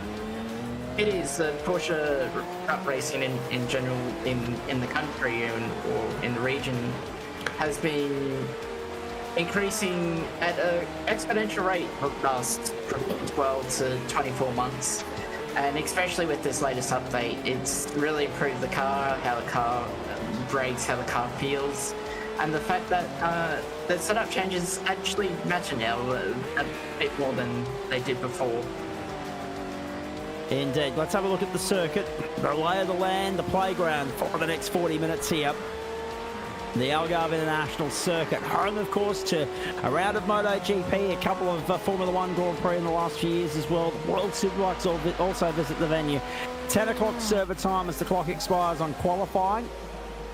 12 km/h winds in an easterly direction, 21 degrees the ambient, 22 on track, 84% humidity and partly cloudy conditions. The circuit itself, a smidgen over, 4.5 kilometres. Championship standings coming into this round. The open split. We'll start there. We'll work our way back to the elite split if we can.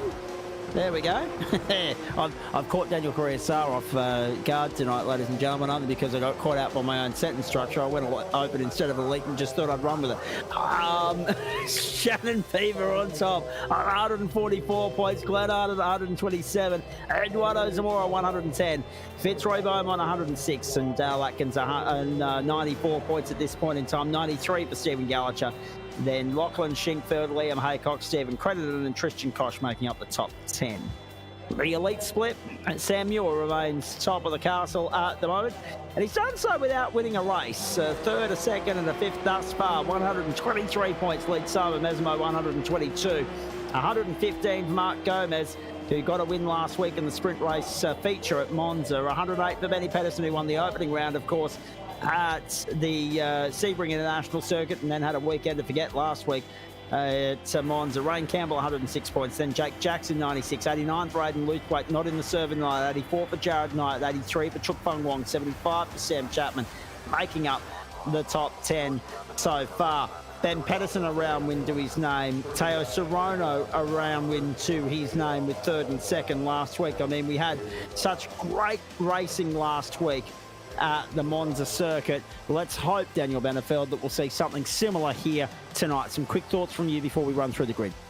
Well, being a 40-minute race, we'll see a pit stop, so I think we'll see a bit more of a strategy game tonight. But Lazarus on pole by half a second. He's the clear favourite for this race.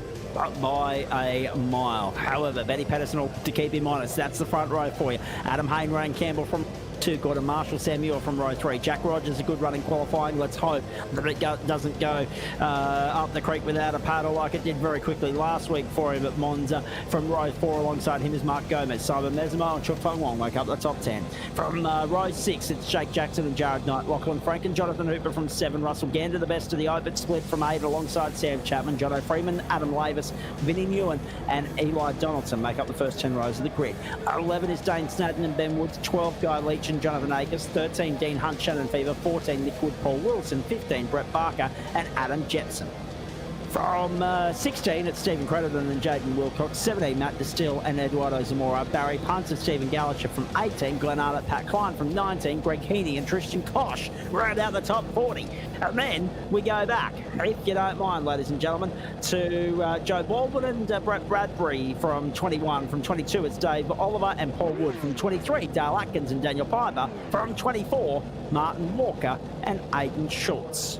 A full grid of 48 ready to turn wheels in anger and be cut loose for 40 minutes worth of racing around the Algarve International Circuit. One of the great additions to the world motorsport landscape in recent years. Much like the Estoril circuit, there's a lot to like about this track. There's fast flowy sections, there's twisty sections, but what this track has that the Estoril circuit doesn't necessarily have is a ton of adulation, or undulation I should say. So, and that is verified by the fact that we refer to this circuit via its nickname, the roller coaster. Let the games begin. 40 minutes on the clock. It starts now. Round 3 of the championship underway. Spreyton side of Porsche Cup. Stalled car on the grid. They've done well. Oh, no, they haven't. No, they haven't. 3 cars involved in carnage on the run down to turn 1. It was... I'm just trying to pick up who it was. Pat Klein has been put onto the tow rope. Jonathan Hooper as well. And Stephen Crediton offered to start from the rear of the grid from the pit lane. Jaden Wilcox went nowhere. Oh dear, carnage from the outset. As indeed, very rare you see a stalled car on the grid here in any type of iRacing, to be honest. But Pedersen getting the jump on Lazarus off the start leads, coming out the hairpin for the first time. Haynes still third, Marshall up to fourth, and Campbell down the fifth. Stephen Crediton now finds his way onto the tow rope at 12th. Cars on pit lane already. Pat Klein started from pit lane. Jaden Wilcox still going nowhere. We need to find what the hell's going on there with regards to the car marked 45th position at the moment. They did so well until the very last car from the inside of the grid, the 24th row. Can you believe that? Some big winners and losers out of that in the outset. We'll find out more in just a moment, but we're right on board in the meantime with Adam Hayne chasing Corey Lazarus. What about the start from Benny Pedersen? We were too focused on the stalled car. Pedersen got the jump. So Lazarus tucking in behind. Now, it'll be interesting to see if there's going to be a little bit of gamesmanship involved in that, Daniel Battlefield. We talk about it every week. And I just get the feeling that Corey Lazarus won't, be feeling too terribly upset with himself with regards to losing the lead off the line. In fact, it could well be intentional. That could be working into his strategy and his game plan perfectly. Good indeed, as Sam Muirhead defending from Simon Mazzomo through the last sector, and it's got to start the next one. Here comes Mark Gomes. Both of them. Whoa! Oh, the full send, no trouble. Jake Jackson has looked at it one. He's gone out of the fight. Those Porsches are still doing Porsche things, ladies and gentlemen. They still throw the rear end out from time to time. The race leader is Benny Pedersen. Corey Lazarus is second. Adam Hayne is third. We go back to Lazarus down the inside, not waiting too long to go for the lead.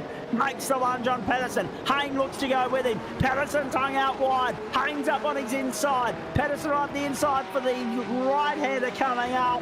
And now can go back out in pursuit of Lazarus. So Lazarus didn't wait too long.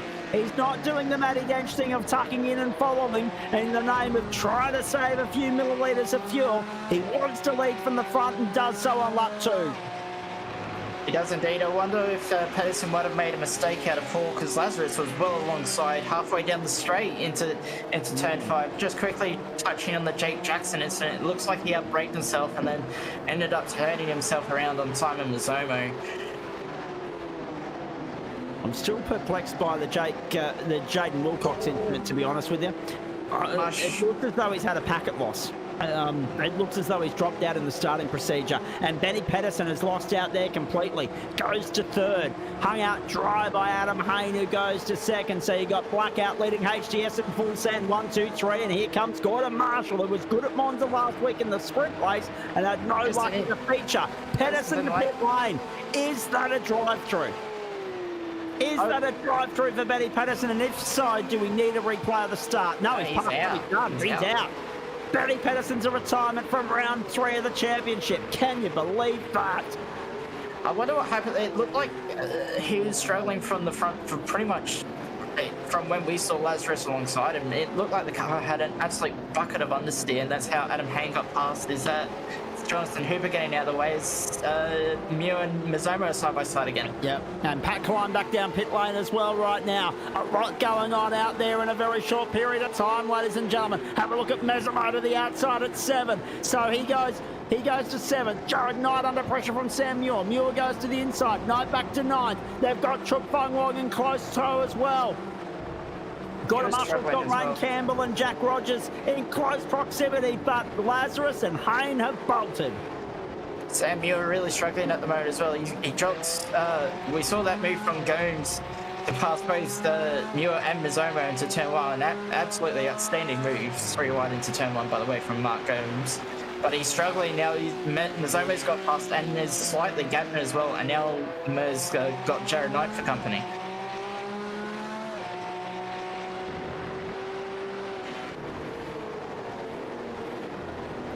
So we've got Jared Knight in 9th place at the moment. Here's a replay. This will be the replay of the start. Jonathan Hooper was the one that got smashed into. So it was Hooper that was drawn on the grid. That part we didn't realise. Oh, jeez. And you've got to feel sorry for the car that got cleaned up on the left-hand side of all of that, because that was just the impact of the right-hand lane. And I'm saying drivers right, our left. So it was Daniel Piper that poleaxed into the back of Jonathan Hooper and then left. Bang. Nowhere to go. Oh, nowhere to go. So nowhere to go for Daniel Piper. He was completely blindsided, and then Stephen Crediton even more innocent party. Was it? Yeah, it was Stephen Crediton. You're right. So Crediton, Piper, and Hooper were all caught up in that on the opening lap. And Graham Stewart reporting news that we've been wondering when it was going to happen, because it had been discussed and suggested that it was going to happen for a very long time. iRacing are heading to Sydney Motorsport Park in November, another Australian circuit on its way to the platform to join the 2 in South Australia. That is big news, and it's breaking news. Thank you, Graham. Appreciate that. Pretty big news. We're going to have not all, but quite a few of the major circuits that we have here in Australia now on the service, with SMP being added, with the Bend being added as we go through a replay. This is Aiden Schultz. So what has happened to Aiden here? It looks like, yes, he tried braking on the curb, and Algarve, since it's a recent addition to the iRacing service, has 3D curbs, and that doesn't work. And this is backed by, I think, just letting the entire field pass on the inside of turn 5. Okay, so Graham, it's not October Fools is not a thing. October Fools is not a thing. But if you're reading things and it's rubbish, then don't post it here. I'm happy for your banter with Adam Burhoff, but no stitching us up, because we're fans of yours. But if you're going to stitch us up, that'll quickly change.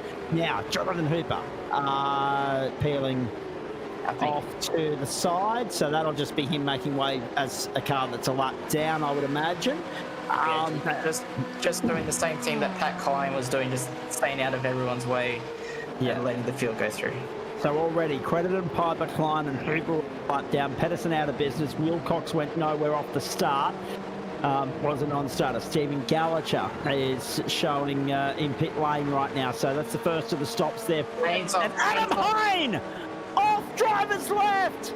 Can you believe that? HGS was looking so good, and now Adam Hine has found the grass. So we'll see a replay of it. This is it here. Has he done it on his own? No, he's been assisted. Yeah, he has. He's got some help. Who was that? Oh, don't tell me that was lap traffic. Was it Gordon Marshall? I think it might have been Gordon Marshall. It is Gordon Marshall. So Gordon Marshall's tried to over-under him and just completely misjudged it and tapped Adam around.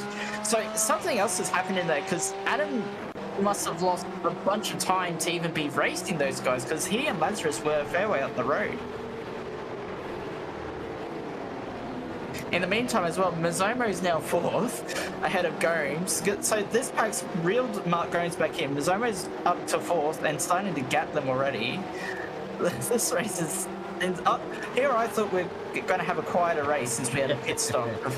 I was very wrong.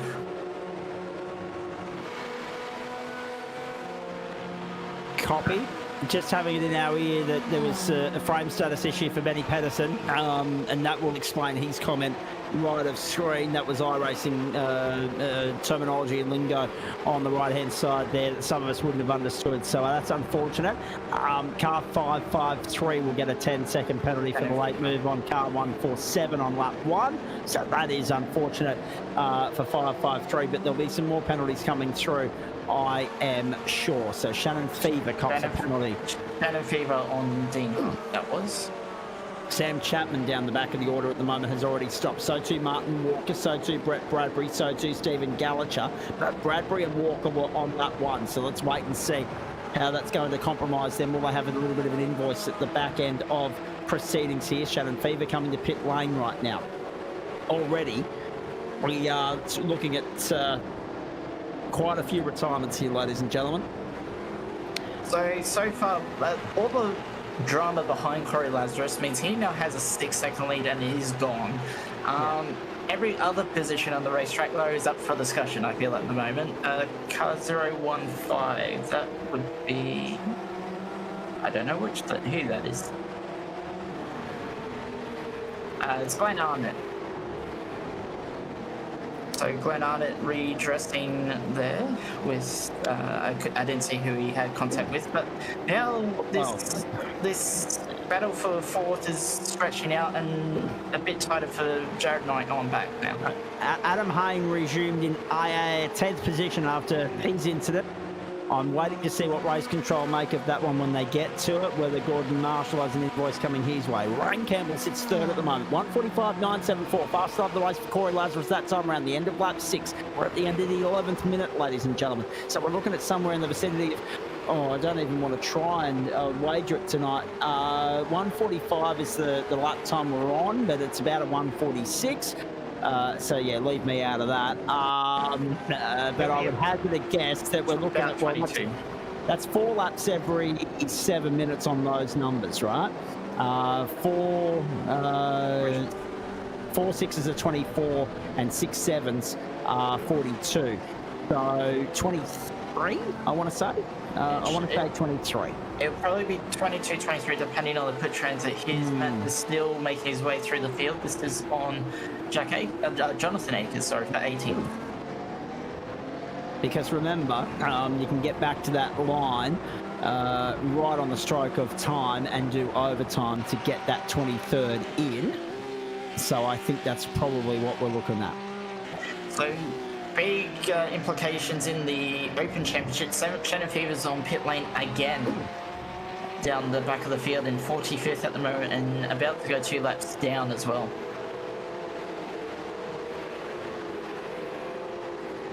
So Matt Distill 19th, under pressure here. Of course, formidable when we see him on a Monday night in LMP2. Matt is still 19th.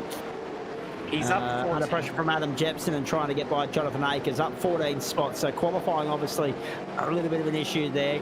Adam Jepson up 10 spots already. Greg Heaney up 14. So too Joe Baldwin. 10 for Tristan Koch, 12 for Dave Oliver. A lot of gains early here, but also a lot of losses as well. 1, 2, 3, 4. 4 cars continuing a lap down at the moment. Shannon Fever becomes the 4th retirement of the night after Aiden Schultz, Ben Patterson, and the non-starter Jaden Wilcox. Corey Lazarus the leads. Gordon Marshall is 7 seconds down the road. So Corey Lazarus is just doing a Matty Dench on this field right now. He's putting a second a lap on it. It's ridiculous. He's pulling away, and we've seen this battle on screen now. This is the battle for 4 of Nozomo, Goins, Muir, and Knight. Jack Rogers has dropped off the back of Knight a bit, but I think this little pack has settled down a bit, and I wonder if it's because they're saving a little bit of fuel now for the pit stop.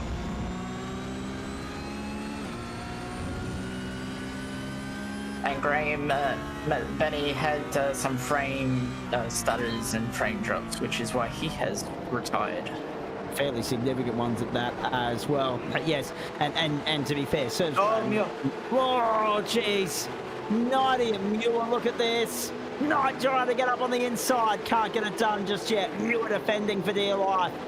I was going to say Serge Graham right for trying to stitch us up earlier as well. That's a get square if he's missed something along the way. So that was a bit of a mistake from Muir. It looks like he got caught up on the exit curve and had a bit of a slide and gave Jared Knight a bit of a run, but he couldn't capitalise into it up the hill into the next right-hander. To be fair, given that it's a fair way to come from the iRacing powers that be, I would have got the ducks in the line first. You know, organised SMP at the same time you were organising the 2 Adelaide venues and done them all. And maybe even have a chat to TQ at Queensland Raceway if you want to add another one while you're here. Just, you know, from a resourceful standpoint, you know, it's going to cost you less to do it all in one hit than it is to come back out time after time after time. Sam Muir in the meantime, have a look at this. Fending off Jared Knight. Jack Rogers is only a second and a half off that battle. He's under pressure from Chuk Fung Wong. Adam Hayne on the comeback trail in 10th, and no doubt with a little bit of the red mist descending after his early incident. Yes, in the interest of fairness, you'll keep. Corey Lazarus, Gordon Marshall, Rain Campbell, Simon Mesmo, Mark Gomez, and Sam Muir, the top 6. PC troubles, frame stutters means missed brake markers. So Benny Pedersen, when you've got it's basically the mechanical issue of the sim world is the tech issue that Benny was having just now. You don't see him coming; they can't be helped. Unfortunately, it just has put an Achilles heel in his championship assault. Unfortunately, this early in the season for Benny Pedersen, he's ruined what might have been last week at Monza, and now again on the back foot. So it's going to be a very, very pressure cooker type 7 weeks for Pedersen on the comeback trail there. Lazarus, Marshall, Campbell, Mesmo, Gomez, the top 5. Daniel. It essentially means that Benny's used brake drop rounds already in terms of the championship picture. So Benny's going to have to he's going to have to get these issues sorted at the moment. Hopefully he gets them figured out. But then he's going to have to be perfect from here on out if he wants a chance at this title at the end of week 10. There was something in there from Graham's drive-by, not the only one tonight. Greg Brooks got Connor Nixon a good one earlier. Given up driving and returned to commentary, have you? And he didn't even commit to that for very long. He's out there quickly tonight, Connor Nixon. 16 and a half minutes gone, which means a couple of things. We are... that's unfortunate for Benny. He's away next week. So, it's a case of... I mean, in a championship this tight, this competitive,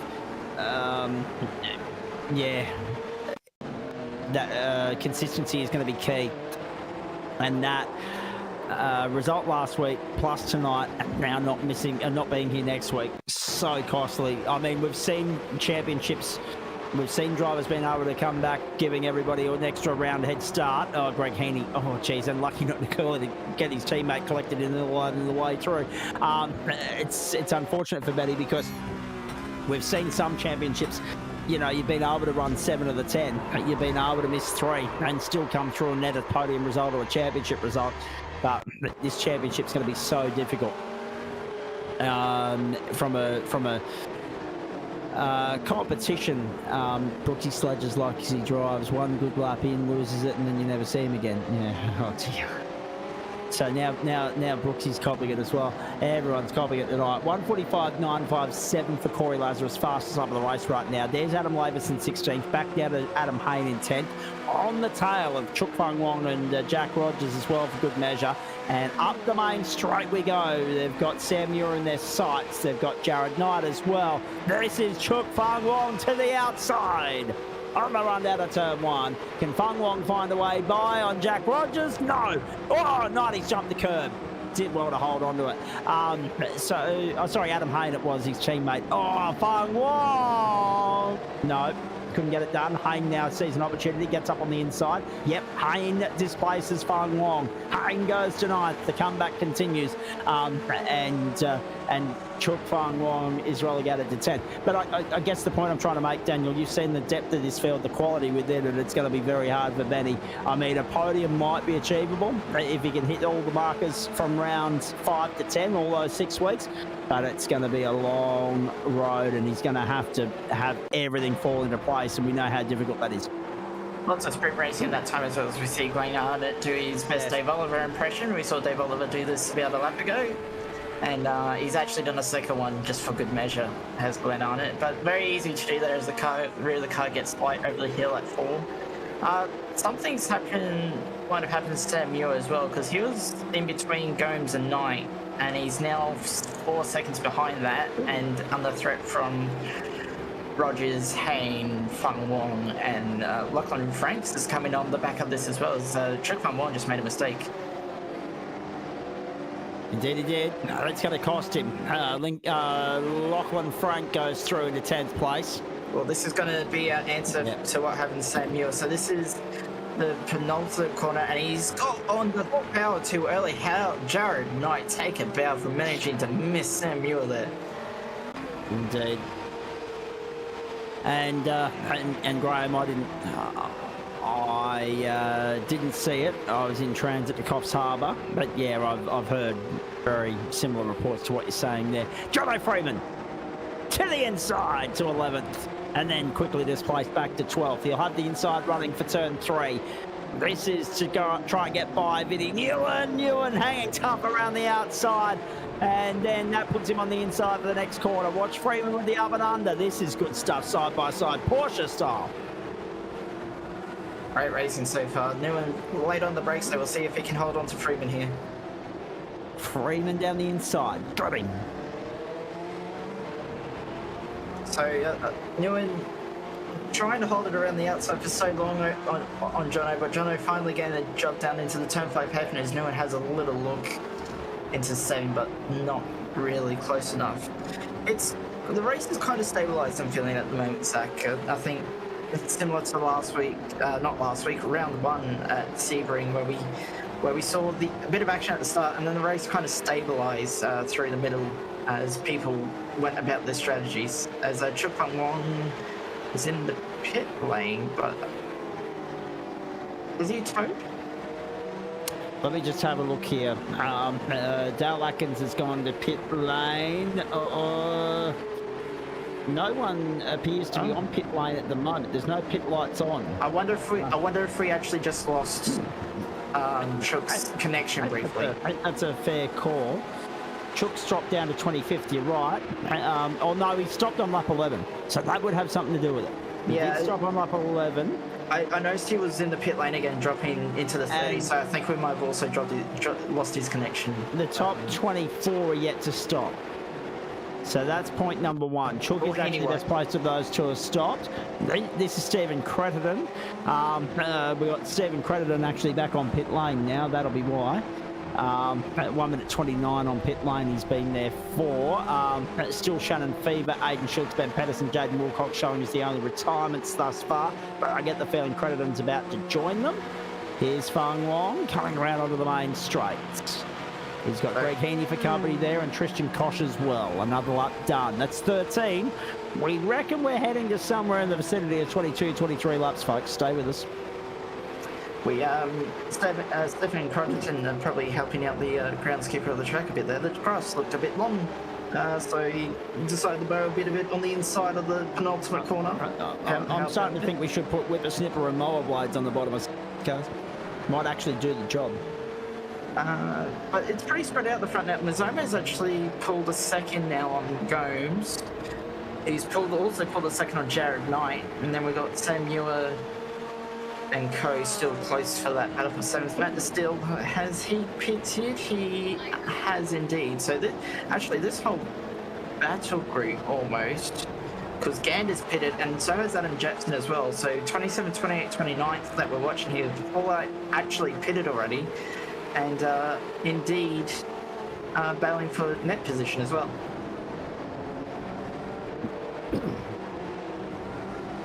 So, past the half race distance marker, well and truly past that. Is the 780 by 3? Okay, very interesting question there from Betty. Someone a bit more tech savvy with regards to the iRacing's Caper. Might have to answer that one for us, Daniel. Yes.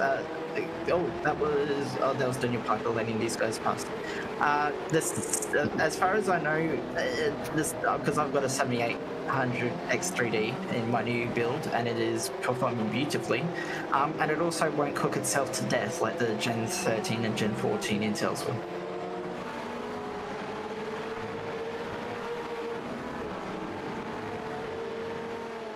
There's now Adam Lavis, 14th, and he's got Eli Donaldson for company. Ooh. A bit deep there for Donaldson into the hairpin. Very not lucky. He had it under control, but he would have got close to the back of Lavis there as we go through a replay of Pat pulling in. Looks like some connection issues for Pat. And a bit of a spin as well at the hairpin. So this is Dave Oliver. Oh, big moment, caught at the curb. A plume of smoke. Doing exactly what Greg Heaney did earlier on in the race, and Jonathan Hooper. What has Jonathan done? Has he looped it in 3? Yes, he has. Gone a bit deep on the brakes there, and he's just brought the rear of the car around.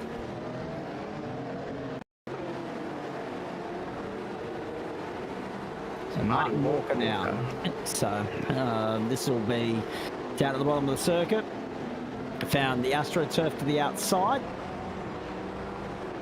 No harm, no foul play on. Pit lane, Jack Rogers, Lachlan Frank. So that would have been around the battle for 9th, both of those cars. As we're now looking at Adam Heyman. He is all over the back of Sam Muir.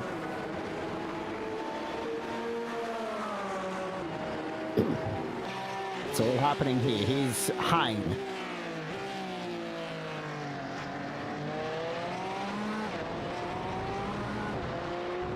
Kind of had a look into the hairpin, but didn't really want to commit to the move. So he'll probably follow Sam through 7 and 8 up here, and maybe try something into 10 and 11. But we'll see. No, that's not how you set up a move into 10 and 11, Adam. Massive slide on the exit of 8, and it's dropped him 4 tenths back from Sam Muir.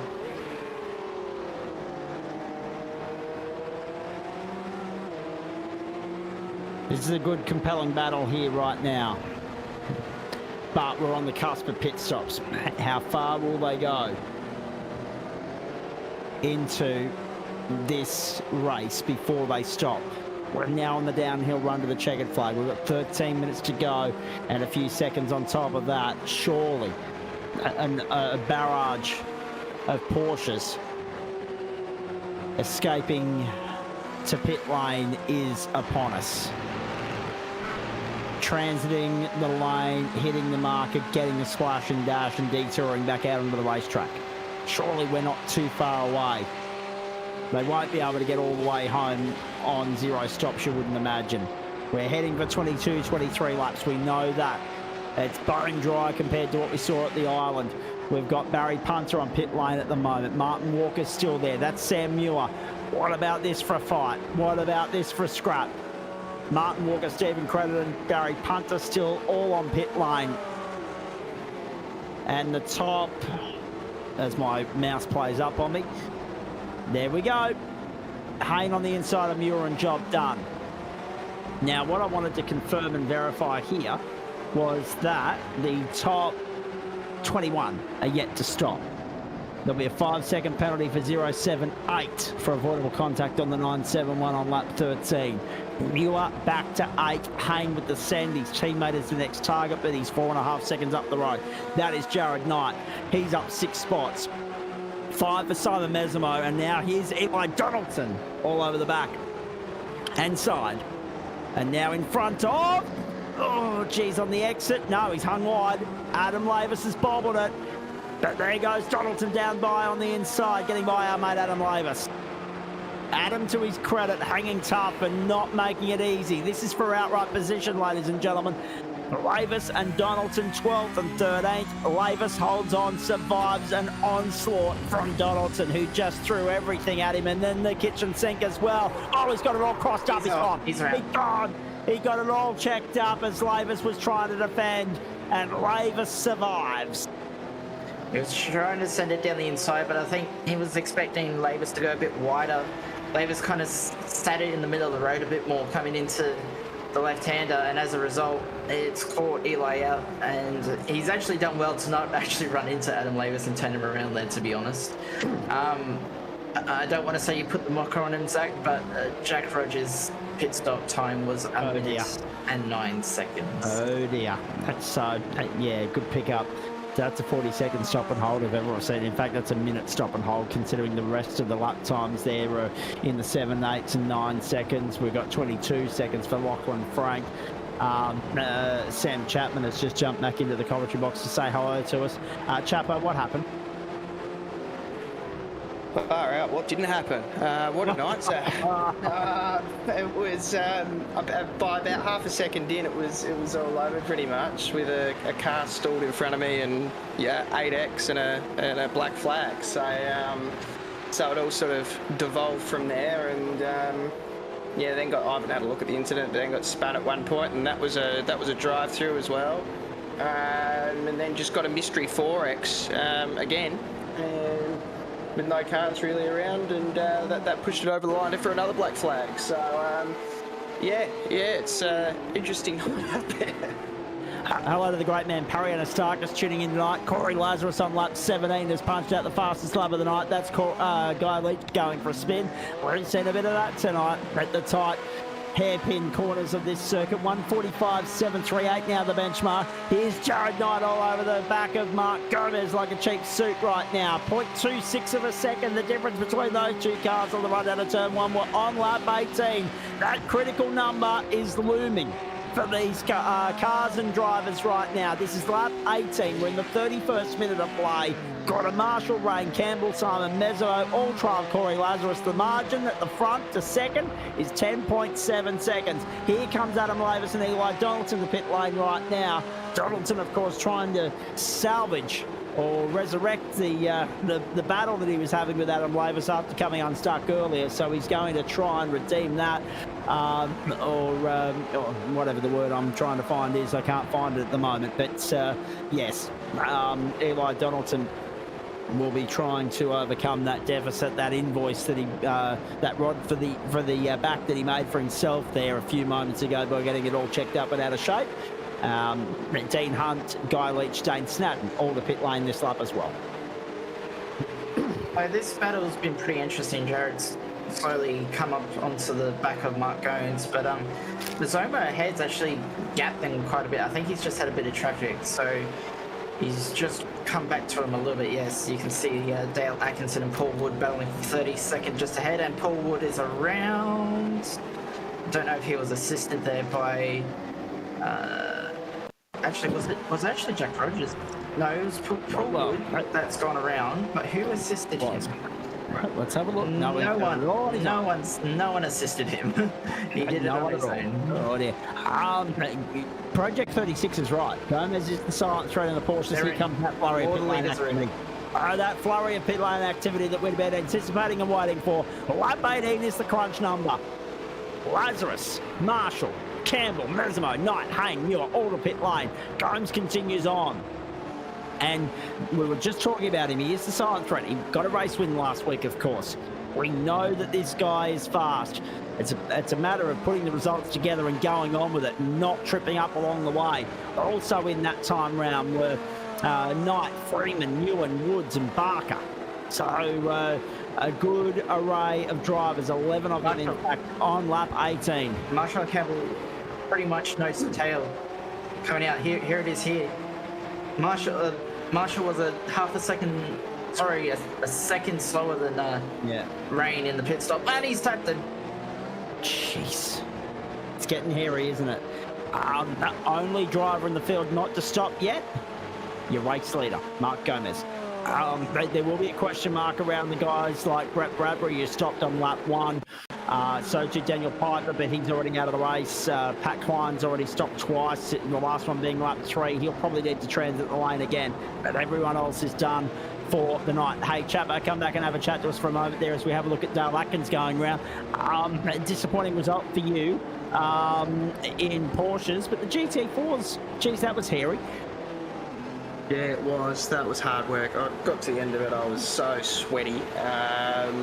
Yeah, no, it's just no visibility. That's why I had that first spin. I could just only see the tail lights, and clearly I was, you know, an inch too wide and just hit that white line, and it was game over there. So, yeah, and then it becomes a try and feel safe to the end. But yeah, the conditions out there were nasty.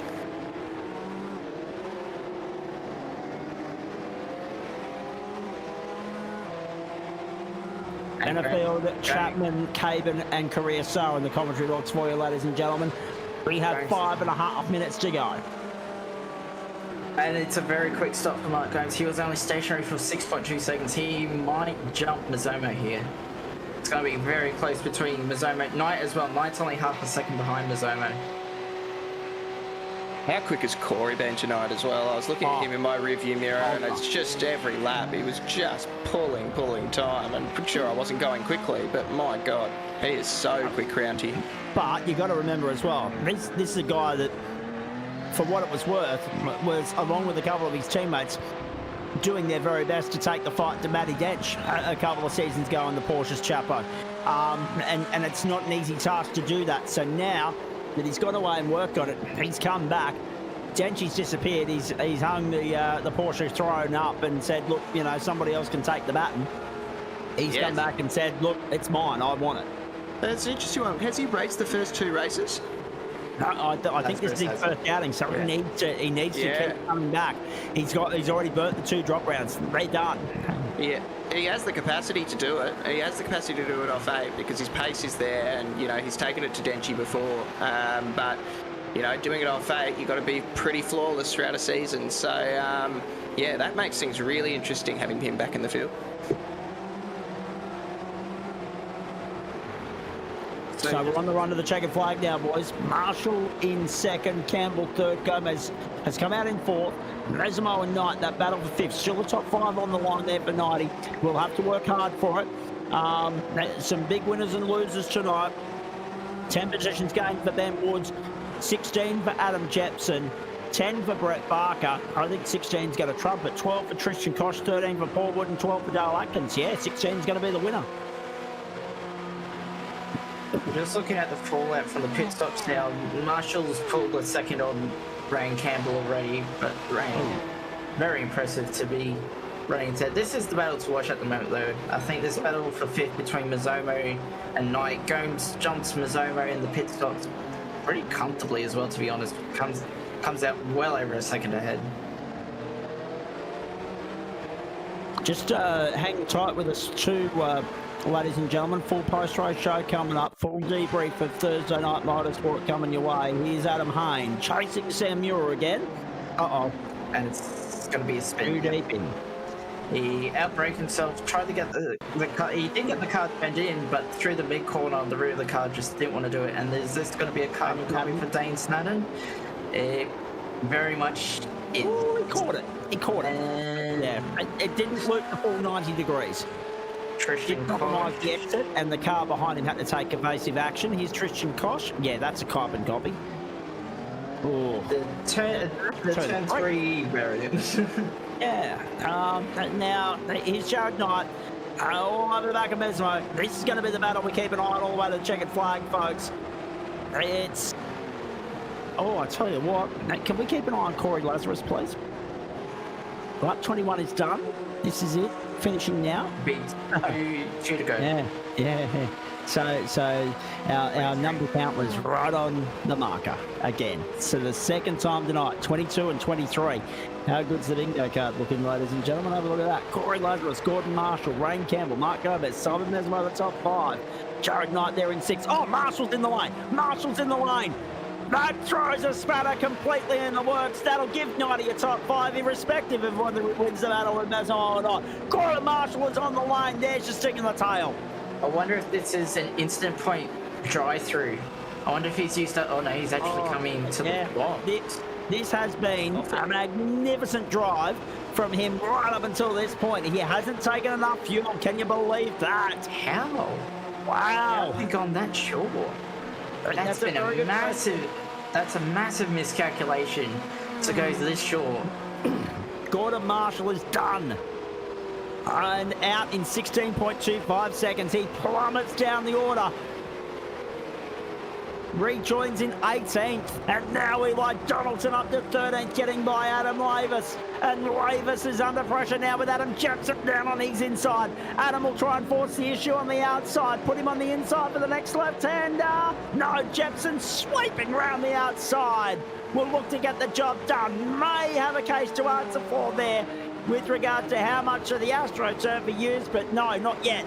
Lavis will try and get back down on the inside, can't get it done. Up on his outside is Russell Gander.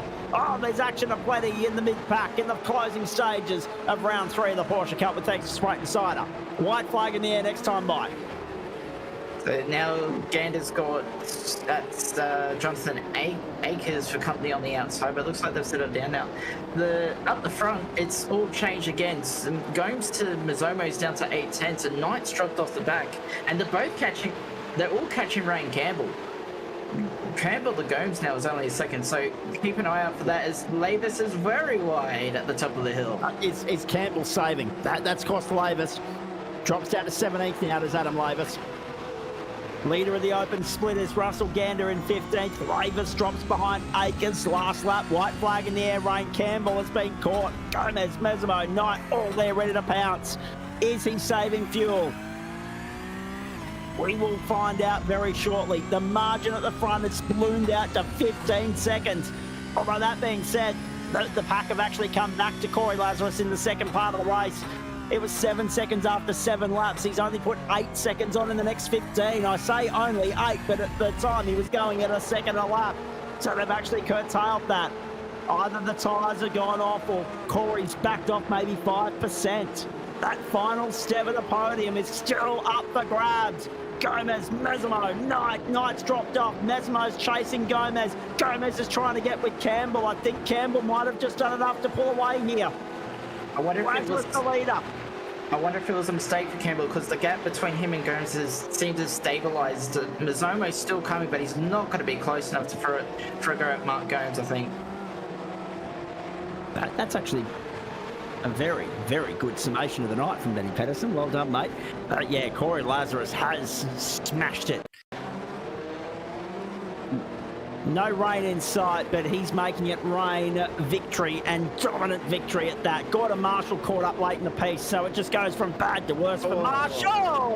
Jeez. He'll have a case to answer for there, I'm sure. Marshall on the tow rope and done. Oh, dear. Corey Lazarus, whilst we've been watching all the replays, takes He's his out of- check. Campbell's out. Done. Campbell has run out of fuel, but he's just held on. And Gomez, Mesimo, and Knight. Corey Lazarus, exceptional, brilliant, clinical, dominant, all those adequate superlatives at the Portimão circuit in Portugal, the Algarve International Circuit. Lazarus gets the job done, and we have yet another race winner and round winner in the Spreyton side of Porsche Cup Championship on the platforms of the Gentleman Sim Racing Club. Chok Fung Long's off the road on the final lap, but he's got across the line, so it doesn't matter. 7th place for him. Photo Adam Labour missed out. So, Lazarus, Campbell, Gomez, Mesmo, Knight, Muir, Fung Long, Hain, Freeman, and Ewan the top 10. Woods 11th, Franken 12th. Donaldson 13th, Jetson, Gander, Akers, Maverick, that's of course Adam Lavers, Barker, Jackson and Wilson the top 20. Wilson will be second in split. It would seem there's a race control message there. 10 points for 103 for the unsafe rejoin. That's Gordon Marshall, is it not? Yes. Down here, yeah. Not surprising. He's got 10 points for that. And he's got to the checkered flag in 25th position in all of that. So he'll be ruining the pit stop, then ruining the incident, then ruining the penalty. Jeez, it goes from bad to worse. When it rains, it pours. And car 103, which is also Gordon Marshall gets a 5-second penalty to go with his 10-point penalty. Drop another 2 positions. So we end up behind Ed Rudders, Moran, and Stephen Gallacher. A name we didn't even get to mention tonight, that just so how busy it was, is El Presidente. He came home 32nd, up 9 spots on where he started, just behind Greg Heaney.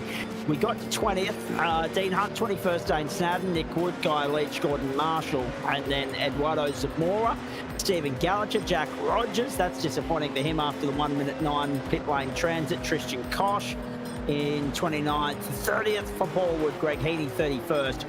Baldwin, the first of those, a lap down in 22nd. Everybody else, Atkins, Punter, then Piper, then Klein, Hooper. And then you get into the retirements, including Brett Bradbury, Sam Chapman, Nat Distill, Martin Walker, Dave Oliver, Glenn Arnott, Stephen Crediton, Shannon Fever, Aidan Schultz, Ben Patterson, and the non-starter in Jaden Wilcox. So when we get to Pat Klein, Jonathan Hooper, that's 37 out of 48 home. Not bad. Not bad. That's better than 75%, which, given the rate of attrition, I mean, that was a little bit more than we might have expected. But this is a racetrack where you don't normally see too much in the way of big shunts because there's a lot of free-flowing open space in which to work and move. Daniel, I mean, look at this season thus far. We're talking about 3 different round winners in the entree, and now another new race winner in the main course. It's really spicing up this series at the moment. Well, both categories really. Both GT4, which they had to contend with quite a bit of water tonight at Phillip, but this championship in Porsche Cup is completely wide open, to be honest. We knew it would be with no Matt Danger coming back, but the racing has been phenomenal so far. And it's interesting too, even though we had 2 different race winners last week, and we had a different round winner on top of that.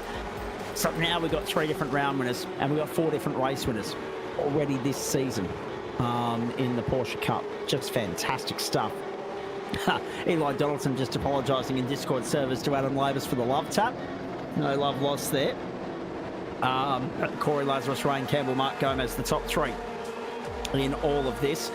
We've got Corey standing by, and for the first time tonight, we've got Joe Baldwin as well. Hello, El Presidente.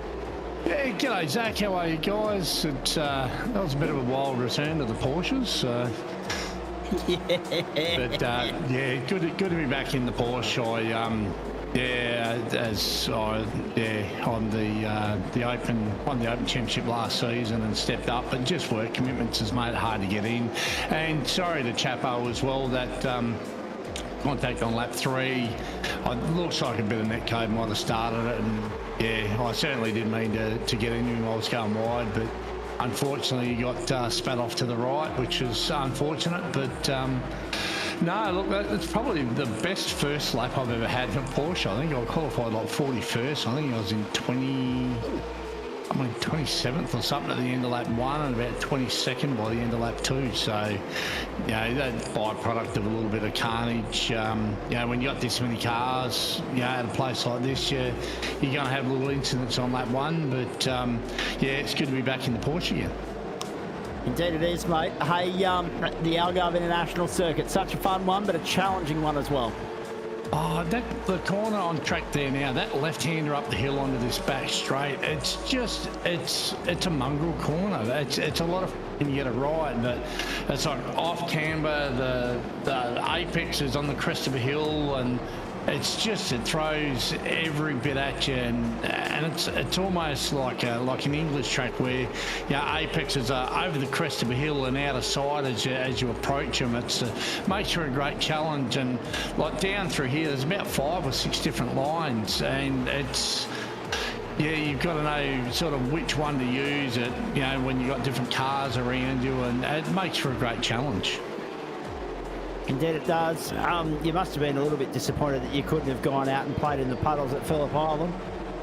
Yeah, the dog needed a trip to the doctor, so I missed that one in the GT4. I actually would have enjoyed that, but no, unfortunately, family first, as they say. So yeah. The dog had to go and get a needle, but he's all right, and I live to fight another day in the Porsches, I guess. But no, it's good to be back in the Porsche. I do enjoy it. I certainly enjoyed it last season. So yeah, it's good to actually get back into the track I'm pretty familiar with. We ran here last season, so no, it was fun. Yeah. There's a lot of fast guys now. Wow. Oh, 100%. I was going to ask you about that in a moment. But are you going to stick around and be here with us to the end, or are you going to bolt through? No, I'm going to have to bolt. I've got another early start tomorrow. It's about the first, second race of the last month I've actually been able to partake in. But all right, before you go then, I'll stay with you with apologies to everybody else. I'm getting to you as quickly as possible, starting with Corey, of course, as the race winner. Then we'll get to Rain Campbell and Greg Heaney for the Whiskey Business post-race show. Not much to report there tonight, only a few trips in the server. But Joe, whilst we got you, mate, Porsches, are we going to hopefully see you more regularly throughout the course of the season? I doubt it. My work schedule's probably going to have me starting about 2 a.m. in the morning, probably right through to Christmas now. So it's either going to be a 1:30 or 2 a.m. start. So it's going to be really difficult to join in anything that's like second on the agenda on any given night, which is kind of frustrating, because with now that you know, the progressive and civilised daylight savings that you like to talk about, there we go. On the East Coast, I love it. Yeah. So I'm ticking off the Zach bingo tonight, but thank you. But yeah, that sort of I was hopeful to. Yeah, if I missed some of the earlier ones, I was certainly happy to grab the second ones, but it just hasn't worked out. So. Yeah, unfortunately, mate, as we know, you've got to work to pay the bills. If you don't pay the bills, the power's not on. I don't get to do it at all. So yeah, work's got to take priority. Of course it does. That being said, you're still very much hands-on behind the scenes from the club standpoint. You mentioned there's so many fast guys in here now, Joe, and I want to get your thoughts on that very quickly, as I reckon we've just had a similar problem to what we've had last week, have we not, Daniel? Yep, copy. Thank goodness technology. Thank goodness the technology at Daniel Correa SARS and held up just as much as we needed it to get the race in. Magnificent. All right, so it's a little intermission screen there for you for the moment, ladies and gentlemen. We'll let Daniel work on a solution in the background. But whilst we got you, Joe, there's 3 more things that I want to run through with you, and one is to do with the Porsches, mate. I guess the same can be said for GT3 as well, and even to an extent GT4. Even in the post-Matt Dench era, that's probably actually enticed a few people to come on back and have another play, because they're like, well, we're not racing for second anymore. There's a chance to win the bloody thing. So, I mean, great to see Corey Lazarus back on the grid, but there's any number of contenders on this server at the moment that are going to be regulars throughout the course of this season. The competitiveness in the Porsche Cup is at an all-time high. It certainly is. Like I look through the top 15 there, and I think I can recognise about half of the names, which is fantastic. Like the club, you know, anyone who's not aware, we've had an exponential growth probably over the last 3 to 4 months. It's just, I don't know what we're doing right, but whatever we're doing right is fantastic, because it's, you know, it's brought the competitiveness up, and like I say, it's some of the guys up the front here, you know, like you got your 90, you know, Simon Mazzomo, he's a gun in him. Mark Gomez, he's improved a lot, and Rain's showing the potential he showed a couple of seasons ago, you know. Now he's sort of and I'm not trying to throw shade at him, but he's minimising his incidents. I've been watching him last couple of weeks, and Rain's going really, really well. I mean, you got Corey 16 seconds up the road at the end of it, but all he needs is 1 or 2 bad rounds, and Rain's going to be right there with him. So it's one of those, and I think I've said it before, you know, a rising tide floats all boats. So all these guys are just, they've stepped up from what I can see. I think I qualified 41st. I mean, I'm known to qualify like a spud anyway, but it's, yeah, it was, I was just surprised at the gap to the guys up the front there. So they're all doing a fantastic job. There's something to be said about the upgrades to the Porsche from iRacing's end as well. I mean, high 40s first week, high 40s third week, 50 last week at Monza. It's a sight to behold. And 48 tonight. Like, it's almost getting to the point where we're going to have that conversation about splitting up fields again. You really don't want to, because just when you didn't think that was going to happen. Yeah. That's right, you know. And I mean, you only got to have a look at what's happening in the NASCAR series. Like, we had full grid 2 weeks in a row, and 15 guys sitting on the outside looking in last week. So we had to split the servers up this week, and next week I guarantee you we're going to have nearly 2 full 40 car grids. So it's, I think we're in a good place, and I'm really proud of the work that everyone's putting in the background, and yourself to keep up with all the fresh names. I'm sure that's not easy either. No, not at all. You know, it's a strange night when I'm rocking and rolling here. You know, it's good though. It's a good problem to have. You're rocking and rolling in here. You're looking at the form guide. You're looking at the entry list, and you're thinking, "Hang on, new name, don't know him, haven't seen him before, haven't seen him for a while." It is a good problem to have, especially if they're at the pointy end of town and in the thick of it. It means that we're, you know, learning who they are and talking about them. Quickly, 2 things for me before I do let you go, mate. Tomorrow night, you and Nick Fodiatis teaming up. Radicals, Downforce Legends. And on broadcast live from 8:30 Eastern Daylight Time. Saturday, Mountain Men. Talk us through it. Mountain Men, I believe, is GT. No, it's not GT3. It is. Let me just bring it up. Yes, the little Ford racer. I'm actually heading. No. I'm going to miss out because I'm heading to Perth for the Red Hot Summer Tour to go and see Cold Chisel. So nice. I'm going to be here. So. Which is, it's frustrating, but that's a fantastic little race car. It's slow. I hope the guys pack a water bottle and a packed lunch to run it, but it's certainly going to be a lot of fun for them. And New Hampshire Oval tomorrow night, it's one of those times I wish I wasn't broadcasting and I was racing. If you haven't raced at that track, especially in a Radical or any car for that matter, it's just one of the hidden gems on iRacing. It's guaranteed to put on a show tomorrow night. Absolutely guarantee it. Absolutely. Joe Baldwin, thank you very much to you, as per usual. Looking forward to next week already, mate. Yeah, definitely up. Yeah, we're nearly at week 4. It's the year's going by fast, and in another 6 weeks we're gonna wish we were racing again. But it's certainly been so far it's been a banner year for the club, and all the broadcasting stuff, and the drivers mainly need to pat themselves on the back so far. So congratulations, and thanks for that. Indeed. Righto, mate. Thank you. We'll let you go. Appreciate it as always. There he is, El Presidente. On the other side of the Nullarbor, Joe Baldwin, where it's just gone afternoon tea time, hasn't it? No, sorry, 7 o'clock prime time over there in WA. We've got to behave ourselves for the next half hour, ladies and gentlemen. No F-bombs, no C-bombs. Thank you, Joe. Greg Heady standing on by. Daniel Benefield's here too. Corey Lazarus, Rain Campbell, and Sam Chapman. Going to go back to Chapo shortly. But in the meantime, let's bring in tonight's race winner, Corey Lazarus. Nice to see you back on the grid, mate. And what a statement-making performance that was first up. If we've got you, Corey, maybe push to talk, mate. I'm not sure.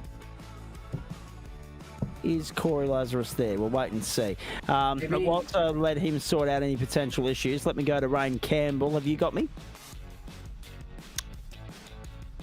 Lights are on, but no one was home. I can see the lights on, so I'm going to assume that you're there. Well done. Were you coughing and spluttering at the end there, please?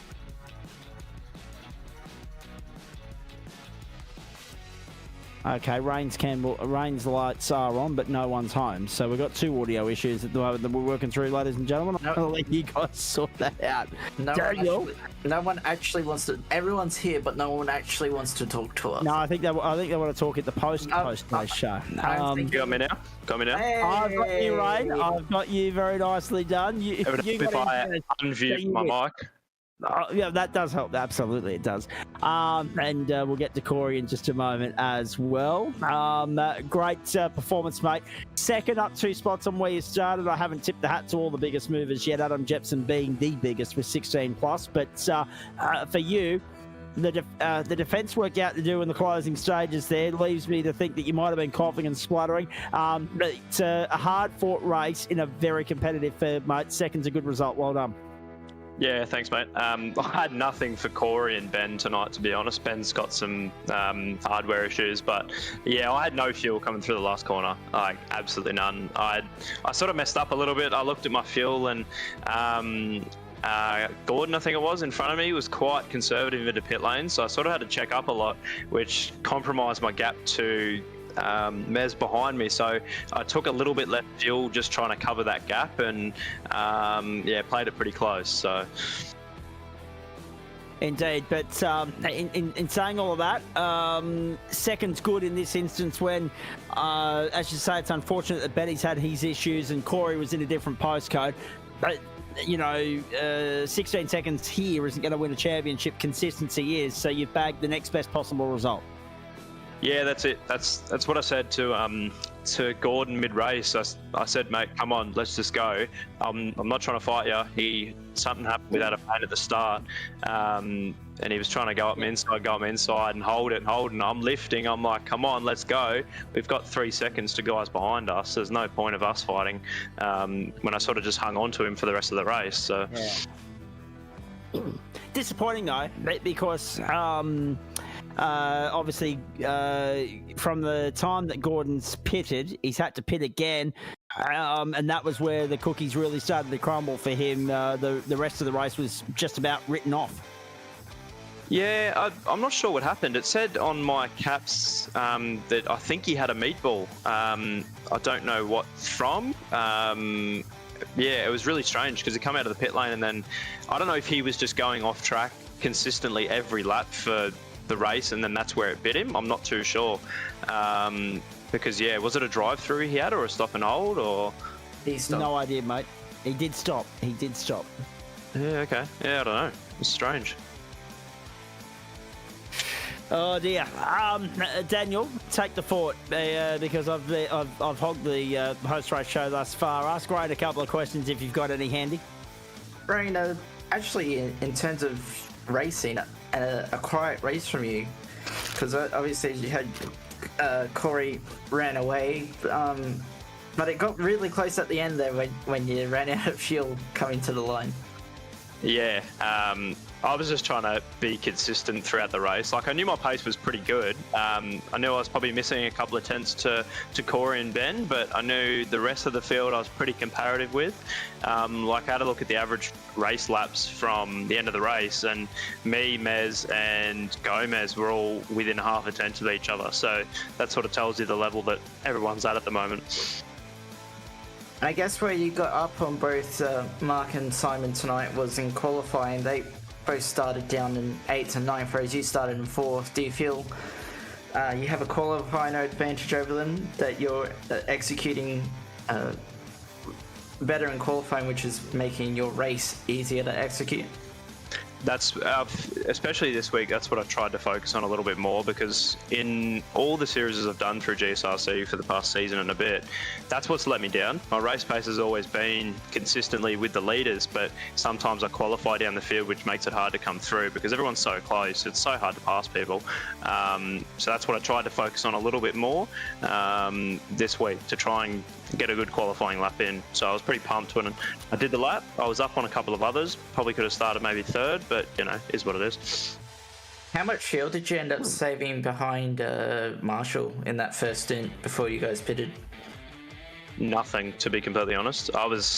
I looking back probably should have, but I was just trying to push to. I was literally just trying to hang on to him to break away from everyone else behind me. Usually I would save quite a bit of fuel just sitting behind someone. Hindsight 2020, but yeah, I was just trying to push, to be honest.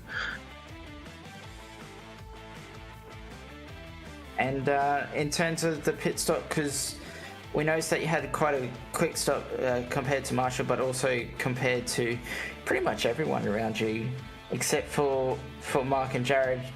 So obviously that's where you almost came unstuck towards the end. Yeah, I took a litre less than what I was projected to, or probably 0.7-ish that I was supposed to take. So yeah, it was. I probably risked it for something I probably didn't need to, but that's why the last 2 laps I was trying to save, and that's when they started coming towards me. But got to risk it for the biscuit, I guess. Exactly, Rain. You've also highlighted a very couple of key points there. With regards to qualifying, mate, such as the closeness of the field now. You back yourself in terms of your race pace, but you don't want to be making too much of a rod for your own back because of the quality of the field, the quality of the competition around you, and you don't therefore want to be relying on them to making mistakes to help you out, if I can put it that way. Yeah, exactly. If it's like, for example, it probably happened to a couple of other guys, but at Monza, I off-tracked in one of the laps and was going to be sort of P2, P3, where I started P11, so and only finished P8. So it makes it bloody hard when you start down the field to come forward against these guys. So everyone's really good. Just looking ahead, mate. Barber Motorsport Park. That's got excitement written all over it, and particularly because it's sprint racing next week. What are your thoughts on that? Never ever driven there, to be completely honest with you. So I've never seen the track. So I shall have a look. Geez, you're in for an education when we get there next week. You're in for an absolute bloody treat. I think that'll be fantastic for you next week. Thursday, October 24, be here, ladies and gentlemen. And the Porsche's taking on Barber. Let me ask you one more. And then if Daniel's got any more, he'll chime in, and then we'll let you go. But lap traffic, it was a bit of an issue tonight. How do you contend with it? It wasn't too bad. I was sort of considering pitting a lap early when we come up on everyone, but I've learned from my mistakes in the past. Pitting early, you just get stuck behind people and then make mistakes, and it doesn't work out too well. So running to the end of the fuel seems to work a lot better. Wasn't too bad. My own teammate, though, he was towing Mez down the straight, so that was very helpful. That's it. So if anyone's hiring, let me know, because he's dual mating at the moment. I'll Glenarn it. Sorry, did somebody ask for a team? That's a brave thing to say, Rain, when Greg Heaney is in the room. Exactly. The chief recruiter as far as team leaders are concerned on the platforms of the GSRC. Brilliant. Hey, Daniel, anything else for Rain? No. No. Is it sprint racing next weekend? Yeah, it is. So, Sprint racing from Barber. Rain, top 10 invert at Barber. Obviously, you've never raced there, so you probably don't know how to feel about it. No. I'll let you know when I do some laps, sort of early next week, and we'll see how we go. Hopefully, all right. Anyone you'd like to thank before we let you go? I would normally thank Twitchy Foot Racing, but I'm not going to do that tonight. It's my son's birthday today, first birthday, so shout out to him. He's sick as a dog, unfortunately, so hopefully he looks back on this in 20 years when he's doing the same thing. You'll remember his first birthday. I'm not sure he will, Rain. I think I'll tell him to watch the GSRC broadcast, mate. That's it. I think given the prognosis that you've just the report that you've just given us, I think that's not necessarily a bad thing. No, that's it. Thanks for the broadcast tonight, guys. It's always a good watch. All right, mate. Enjoy the rest of your week. Do we see you Monday? Nah, mate. I'm done with GT3 for the season. I've parked that. Next time will be supercars on Wednesday. All right. Well, in that case, then I'll see you Thursday because I'm not here on a Wednesday night. Thank you. I appreciate it. Have a good weekend. You too, guys. Thank you. There he is, Ryan Campbell. Corey Lazarus, take 2. Do we have you? Good evening. There we go. Yeah. Oh. Good evening, good morning, got me. depending upon where you're tuning in. We've got you indeed, mate. Hey, well done. Clinical performance from you. Brilliant, in fact. Great to see you back on the server. Great to see you back at the pointy end. It's as though you never left. You just hit the gas and got going. The only difference is Matty Dench wasn't in your road. Yeah, very mate. It was good. How good was the turnout tonight and the last couple of weeks? It's been sensational. You guys are doing something pretty right to get all these numbers. But yeah, really good to see the turnout. Yeah, it was a fun race. Sort of, it went really fast, but yeah, great track. Love Portimão. It's good and looking forward to completing the rest of the season. Okay, so there's obviously a fair bit to pick apart here, and I'm sure Daniel will have a couple of race-specific questions for you. But I'm going to focus on the bigger picture here, because let's be perfectly honest, with a winning margin of 16.3 seconds, there's not a terrible amount to pick apart with regards to your race. You hit the markers and nailed it. I think the only thing will be that first lap and a half, losing the jump and then getting the lead back, and Daniel will ask you about that in a moment. But let's talk about a couple of things here. One, what has enticed you to come on back, mate?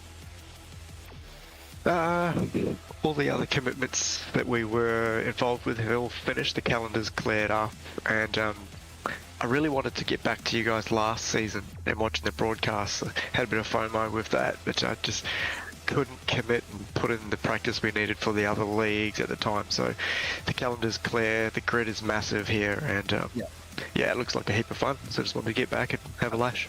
I thought it might have actually had something. I didn't mind saying it in the podcast. I thought it might have had something to do with the absence of Matt Dench. Actually, I thought that might have enticed you to come back a little bit more. However, in saying that, you mentioned the big numbers. I mean, that's obviously not going to be an issue if you're going to continue to lead from the front. But talk to me about a couple of other things here. You guys have obviously been very busy with us. The Porsches are your bread and butter. A lot of discussion, a lot of chat has been about the changes to the car that iRacing have, modified it and tweaked it with, or hit it with, I should say. What are your impressions as someone that's known this caper for a while and really honed his craft here? How much are you enjoying the new spec Porsche? Yeah, if we can just go back a step real quickly. Yeah. If Denchy is listening, I would love him to come back and have at least half the season and go around again. Back. Brands Hatch is when he's coming back. He's already said he's coming to Brands Hatch. He cannot wait for Brands Hatch. Awesome. Looking forward to that if he does. In terms of the car, it took me quite a while to get used to the new brake heat model and the tyre model. It was really different. You couldn't just slam the brake down as hard as you used to be able to. You really had to modulate and ease up to peak. Be a lot gentler on the brake, and it took quite a while to get used to that. But saying that now, it's been a little while since that update. I'm loving it. Car feels fantastic. It sort of brought the field a little closer in terms of there's less of the tyre prep going on, so it's more just a bit more about driver feel. The car's great, mate. Love it. Probably more than I did beforehand. Well, and I think the evidence is in the fact that there was a real statement made in qualifying when you put half a second in the field. You can't be doing that in this caper, considering that we've been talking how competitive and how close the field has been, and you came in tonight and shot that theory to pieces, and then just carved up for the next 40 minutes. Let's talk about the road ahead. There's another 7 weeks of this. You're in a not dissimilar position to what Denchy was when he came in and had a crack in GT4 many moons ago. And I'm going back to somewhere last year, might have even been late 22. He came in on a Monday night. He started 2 rounds after everybody else. He played catch up and he won with a round to spare. You know what he's like. No one was surprised by that the slightest. But I guess considering the tightness of the field, the size of the field, and the schedule ahead of us, mate, how do you plan to go about it, especially in sprint rounds when you've got to work your way through from 10th if you win the opening race, so on and so forth, knowing that you haven't got a drop round to fall back upon, but knowing that you can and could well be right there when the whips are cracking, a championship contender come week 10? Yeah, you're right about not having the drop rounds. It makes it a little more challenging, but I can just put the practice in now that the other commitments aren't there. I can sort of put full focus towards this league and put my best foot forward each week, I guess. The racing, it's going to be fun for sure, but it's a good challenge. It's one I'm looking forward to, and I haven't really ever been in this position before, joining a season late. So, yes, yeah, it'll take some concentration, some practice, and a lot of dedication. But yeah, fingers crossed. Indeed it will. I'm going to give Daniel Benefield the floor in just a moment, but Daniel Correa-Sar, can you bring the calendar back up for us, please? Just to remind everybody of where we're going, what formats we've got, what weeks we've got. So Barber for 2 sprints next week, Silverstone, Brands Hatch for sprints. That's when Denchi, the king of the caper, is going to return to the fold. Then off to Virginia for 40 minutes, to Circuit Zolder for sprint racing, to the Saxon Ring for 60 minutes. That'll be the first trip there for the Porsche Cup on the GSRC platforms. Then an old favourite in Phillip Island to finish it off with 3 sprint races, which will be pandemonium and action-packed from the outset. When you look at that calendar, mate, you look at what's to come, is there anything that concerns you? Not really. I have not done a single lap around Saxon Ring before, but well, I'll put a fair few laps into that before that round. But the calendar's great. I remember the last time I was in GSRC, Denchi and I had a terrific race at Brands Hatch. You did. And I'd like to think we've improved a fair bit since that race. Love Silverstone, love Barber. But Barber's sort of like this with this track here tonight, without the exception of the hairpin at turn 5. It's really flowy. Yep. And a lot of momentum driving, I think, around Barber, which would be good. And it's spacious as well in terms of, there's a lot of runoff area trip up. Yes, this is true, but it also, actually, it does have that hairpin, doesn't it, coming over the brow, tight lefty, so it's very similar to this track, actually. Undulations, it'll be great. The rest of the calendar looks terrific. Love VIR, love Phillip Island. There's probably not a track on there I don't enjoy driving. And to be fair, I haven't commentated a sim race from Saxon Ring yet. In fact, I was surprised, to be honest with everybody. I was a little bit surprised at it being added to the iRacing server, because forever and a day it's always been synonymous to me, and I know many people in this server will fare the same, as the home of the German round of MotoGP. I've never seen a 4-wheel race around there in my life. So that will be an interesting one in a few weeks' time. Obviously, it does, but whether it's just at German national level or whether it's just, motorsports that I haven't delved into, then I'm not sure. But yeah, it was an interesting one when they decided to add it to the server. A great little racetrack, should be very good for the Porsches. Daniel, let's focus on the race it was, and I'll let you ask Corey a couple of questions about that. DTM goes to Saxon Ring, so... there we go, thank you. Seeing GT3 there. Corey... Says the bloke that watches Super GT and Super Formula. Of course he was going to know that. I watch all the international stuff. I love it, well done. Corey, the clutch change that came in at the start of the season with this build still seems to be tripping people up. Is that what tripped you up on the start today? Or tonight even, because it seemed like you got a pretty slow getaway off the line. I probably just have to pay homage to Ben. Ben, for a very long time, has been exceptionally fast off the start. He's probably hands down one of the fastest, if not the fastest guy I know off the start line. I thought I actually got a reasonable start. To be fair, it didn't feel like there was much slip. There's no wheel spin. It went quite well, but yeah, just Benny is a rocket.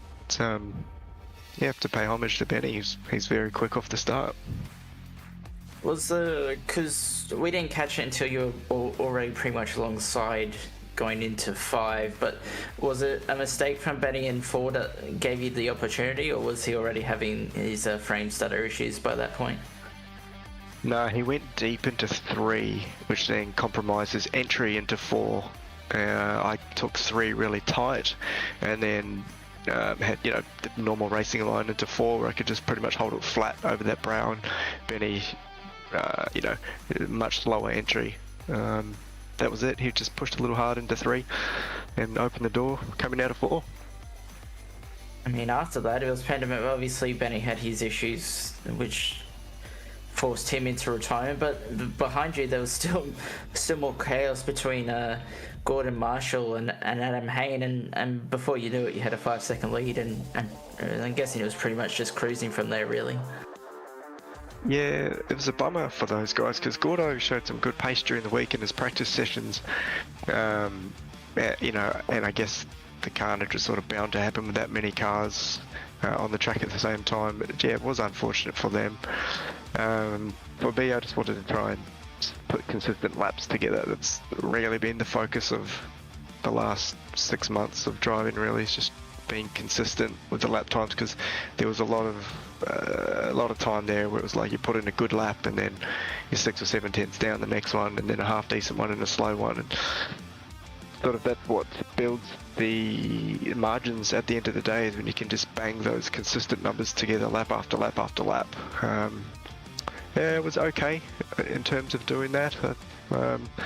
Made a couple of little errors there and got caught behind a couple of lap cars, but apart from that, it was pretty fun. The race actually went really, really quickly for myself anyway. Yeah, thoroughly enjoyable. Any chance of any other Blackout OPR guys coming across and starting racing, or are you going to be the lone ship in the night at the moment?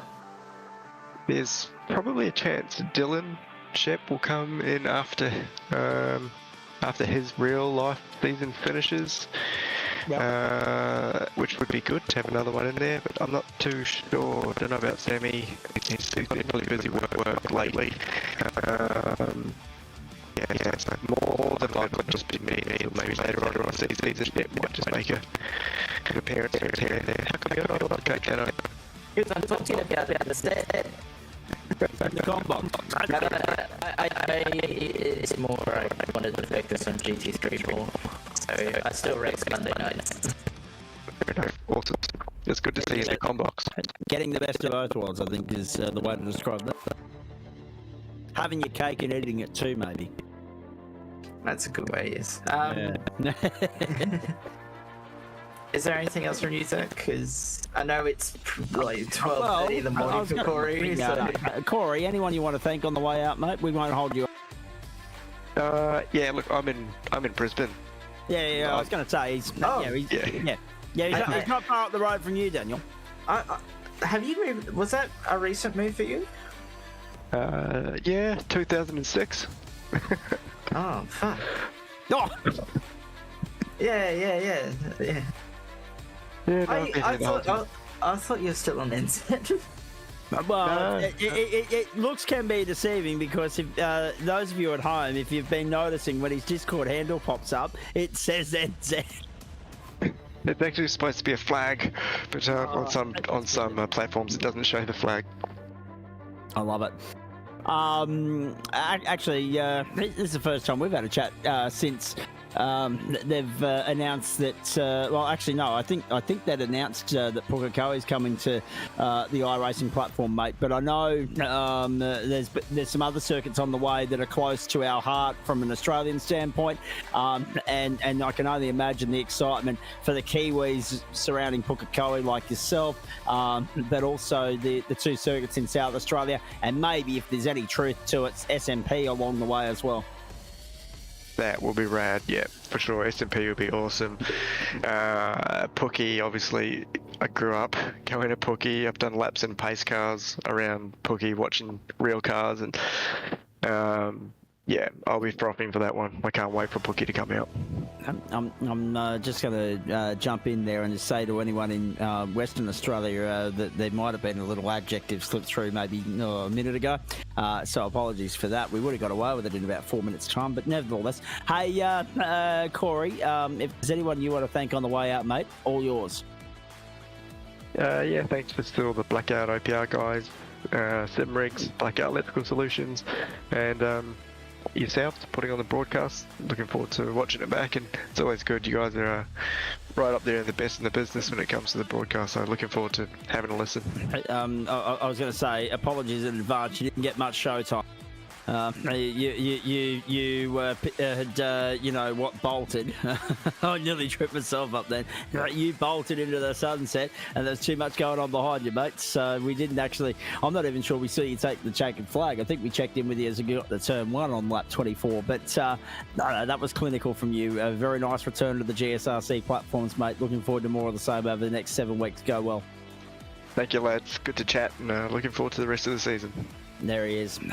So instead of being 12:30, he's 9:30 and 112 years behind because he's up on the other side of Tweed Heads. Brilliant. The poor bloke. And Daniel Benefield as well. I'm in progressive civilization, as Joe Baldwin called it earlier, because I'm in the New South Wales Hunter Valley at the moment. Let's go to Greg Heaney. With thanks to Bowens and Whiskey Business Racing. Welcome in, mate. Nice to have you on board. +8 next to your name and 31st position. I'm not sure exactly where that puts you as far as the open server is concerned. I think it's in the top 6 or 7. But by gee, a hectic night at the office. Yeah, I think on count before I disconnected from the server after deciding to make myself dizzy doing some donuts after the race because I can. I had a look, and I think there might have been one unallocated driver. So best case I think is 6th, worst case 7th. So happy with that. Had a really good battle going with Joe and Dane. And then I decided to bite off too much of turn 1's curb, and then Dane, I don't know what Dane did. By the time I'd recovered, I saw Dane had dropped off the back of Joe. But yeah, that was a good little battle I was having with Joe for a good couple of laps there. So, and then I don't know what it is. I think I did it twice in qualifying, once in practice. I did it twice in the race. That left-hander at the top of the hill before the run down to the down to the start line again. I think it's just the nature of the track there. I fed the power in slowly, like eased it in, so I didn't chalk it up, and still chalked it up twice. I was going to say you weren't the only one, but we did see you get a little bit too generous with the curb at turn 1. It does bite hard, doesn't it? Yeah, that it does. Dane said to me, he goes, if you took any more of that, you would have flipped over. Oh, actually, on the subject of that, the Courier Mail, someone at the Courier Mail needs to give themselves an uppercut, because I saw something on their socials today about an incident on the sunny coast where an emergency service vehicle clipped an oncoming car, whether it had a red light, a green light, who cares? It had the siren flashing, whatever. It's given this car a clip on the way through. The Courier Mail headline says it's flipped multiple times. It landed on its lid and stayed there. It didn't flip at all. Stop sensationalising BS, especially when you're going to put the visual evidence there to prove that you're full of you-know-what. That's still spectacular to watch, I must say. And that's probably why they do it, because they're all in the business of clickbait. But on the subject of, you mentioned Dane, let's have a little bit of a chat here, because on his night he has the potential to be right up there with them, but he could only manage 22nd tonight. Yeah, I just think Dane had a bit of trouble trying to get a banker lap in. I think it took until about 3/4 of the way through the quali session before he actually managed to get a lap time down. And then during the race, I'm not entirely sure what happened. I know he did have that little bit of an incident in front of me when I was battling with Joe after I'd had my little my off. And at that point I'd lost touch with him, so I'm not 100% sure exactly what happened. I dare say it would be maybe he just wasn't gelling with the car and set up for tonight. It did feel a lot slipperier than the last time we were here last season. So it could have also been a little bit of more heat in the track as well that just wasn't behaving itself. So, indeed. Let's also talk about the fact that you started, well deep in the pack. Joe's obviously been honest about the fact that qualifying is not his strong point, but it would have just been a battle for survival in those early laps. Just, you had to be so spatially aware of what was going on around you, avoid a stalled car on the grid and so much more. Those opening few laps in the mid-pack looked hairy. Yeah, hairy is one way to put it. I was playing Dodgem cars at very close range for, I think, the first lap and a half. I did see the stalled car on the start line, who I believe has actually mentioned it in the other chat, which I haven't got open in front of me, but I think that was a pedal disconnect from what I saw. But yeah, I did see that one. Dane called him out on the way past, and I'm like, yep, cool, he's on the right-hand side. I've got miles of space between myself and him, so I don't need to stress over it. And then I get down to turn one, and I was on the brakes just a little bit earlier than a couple of other cars, and then I see Joe go flying down my right-hand side. I was like, where did you come from? Because I know he was behind me. He was only on one row behind me, and then he's half a dozen cars in front of me. So he obviously got a good jump off the start and found the gap on the grid and just went for it. And then probably got a few spots through turns 3, 4, and 5 on the initial lap, and then probably on the second lap. So, and then I know once Dane had a little bit of a slip up on the earlier pieces, then Joe had a bit of a slip up, and we both got past him, and then it was on for the three of us for a good few laps before we had our little ops. So. Indeed. Daniel, I'll let you chime in now and ask Greg a couple of questions here before I look towards tomorrow night and next week, obviously, for the WBR stable. Yeah, Greg, I'm kind of... Zach's kind of already covered the race, I guess, for your standpoint. So how does it feel? Obviously, Bowens is a great sponsor of your team. So how does it feel now that they're supporting the club as well? Oh, on that front, I'm absolutely rapt that Bowens have agreed to jump on and back not only us within Whiskey Business, but also back the GSRC. We've got an agreement. They picked up a slightly smaller sponsorship off the agreements, but we're on the committee and so forth, and in discussions with Sam Chapman as well. We've actually elevated them up to a series sponsor, and went with the Friday night one, being it was an open slot, and there is a chunk of us from Whiskey Business in that series, so it looks fairly good when you see at least 6 or 7 of us on the track with the sponsored race as well. So hoping to maybe then, if it all goes well for the rest of this season, have them continue on next and on into the future. So do you feel it puts more pressure on you guys to perform, probably particularly on a Friday night when the same sponsor that's sponsoring the series is on the side of the car? Oh, look, being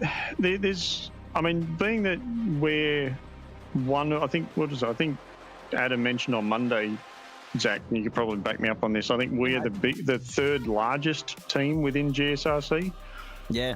Only the two recent merged teams have eclipsed you.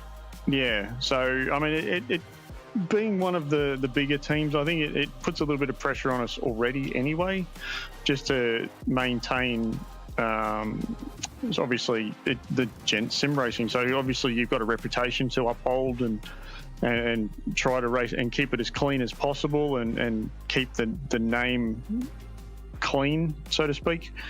But then, yeah, obviously throw the our main sponsor onto a sponsored race that a chunk of us are driving in a bit more. Yes, it just certainly gets the name out there a bit more as well. So, I mean, I'm just rapt, to be honest, that they've picked it up. So.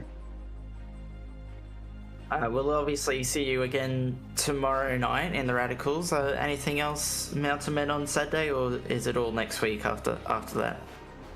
No, it'll be all next week after tomorrow night. I have my niece's baptism on Saturday, so I don't know what time I'm going to be home for that. I'll probably end up being too tired because it's on the other side of town to jump in and drive the little spec racer around the mountain for 32 laps, because I know last night doing however many laps it was of the truck around Watkins was bad enough. That was fairly hard on the arms for that one, but I will persevere and move on. But no, so GT3s, SFLs, back in the trucks, back in the Porsches, and then back again for Radicals next week. I'm excited about next week in the Porsches, Greg. Barber Motorsport Park, your thoughts? It'll be interesting. I've driven the track. I haven't driven it in the Porsche. I have driven it in a supercar, and that's sketchy at best. It's very much, it's almost like an American version of Portimão, as Rain and Zach had said, Zach, I'll get my names right eventually. Yep. Will mentioned before, is that it's very similar to Portimão. I mean, you've got the downhill left-hander at turn one, and you've got a cambered right-hand hairpin, and then into the dip, and it's a very up and down track. So its throttle control is going to be your best friend next week. That's for sure. Indeed it is. Hey, very nicely done, mate. Thank you. Appreciate that as always. Stick around. Couple of things post-broadcast to fill you in on. Chapo, are you still there? He's muted, is Chapo, but I'm wondering whether he's still in the house or whether he's departed. No, there he is. The lights are on. Yeah, we're back. Yes. All right, let's put Portimão on the back burner for you. GT4 still looking okay. What are your thoughts on next week? Because I never got a chance to finish this conversation with you because all hell broke loose and you were going into chat with the try and get a qualifying lap in, obviously, in the Porsche. Next week, Hockenheim sprint racing, Barber sprint racing, 4 races, well worth the price of admission next week. What's your thought process on both of those? Well, I love sprint races. That's always makes things interesting. I was using a Hockenheim setup tonight at Phillip Island, so at least I've got the setup ready to go for next week. Yeah, that should be quite good in the GT4s. I've done okay around Hockenheim before. It should be quite fun. Always, shakes it up a little bit with that reverse 10, so that'll be good.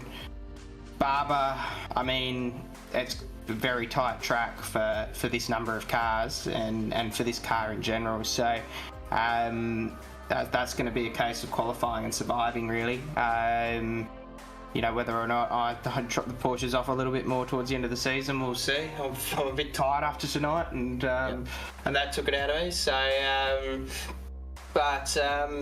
it's one of those ones. If you get it right, I love the track. It's a great track, Barber. So, I guess we'll see how that pans out. But it'll be a log jam of traffic and qualifying. I mean, I guess being sprint races, at least it's not group quali. Otherwise, it would be, it was hard enough to find space on track for quali, at Portimão. Yeah. So let alone Barber. But yeah, that'll be an interesting. Where was the grid going to stretch to? Around the back corner, right? Well, actually, I got a feeling it'll stretch not just around that corner, but the penultimate one as well. It'll be starting halfway around the track potentially. If you exactly. So, I reckon we'll be at the bridge. Yeah. It's you might actually be able to enter pit lane on the opening lap from your grid box. So, actually given tonight, that might actually be required. So, we'll see how it goes. But yeah, it should be good fun, Zach. Very nicely done, mate. Stick around. I'll fill you in on what I'm going to fill you in on as well. Once we're done here, some things aren't suitable for broadcast, ladies and gentlemen. Let's just leave it at that. The post-post race. The post-post race. Although that being said, it's missing the added ingredients of Sam Stride, because he really added some spice to it last week. He must have been able to clock off early. He didn't have terribly much to worry about in race control by the looks of it tonight. Everybody seemed to behave themselves relatively well, all things considered, with the 48 car field. Final thoughts from Daniel Benefield now, mate. Another good night out, another good night in the cockpit, in the booth, wherever you were, however you spent the night. I mean, Phillip Island, the puddles will remain there for days. There's a backlog there that they won't be able to clear the amount of water they've had tipped on the joint during GT4 at Portimão.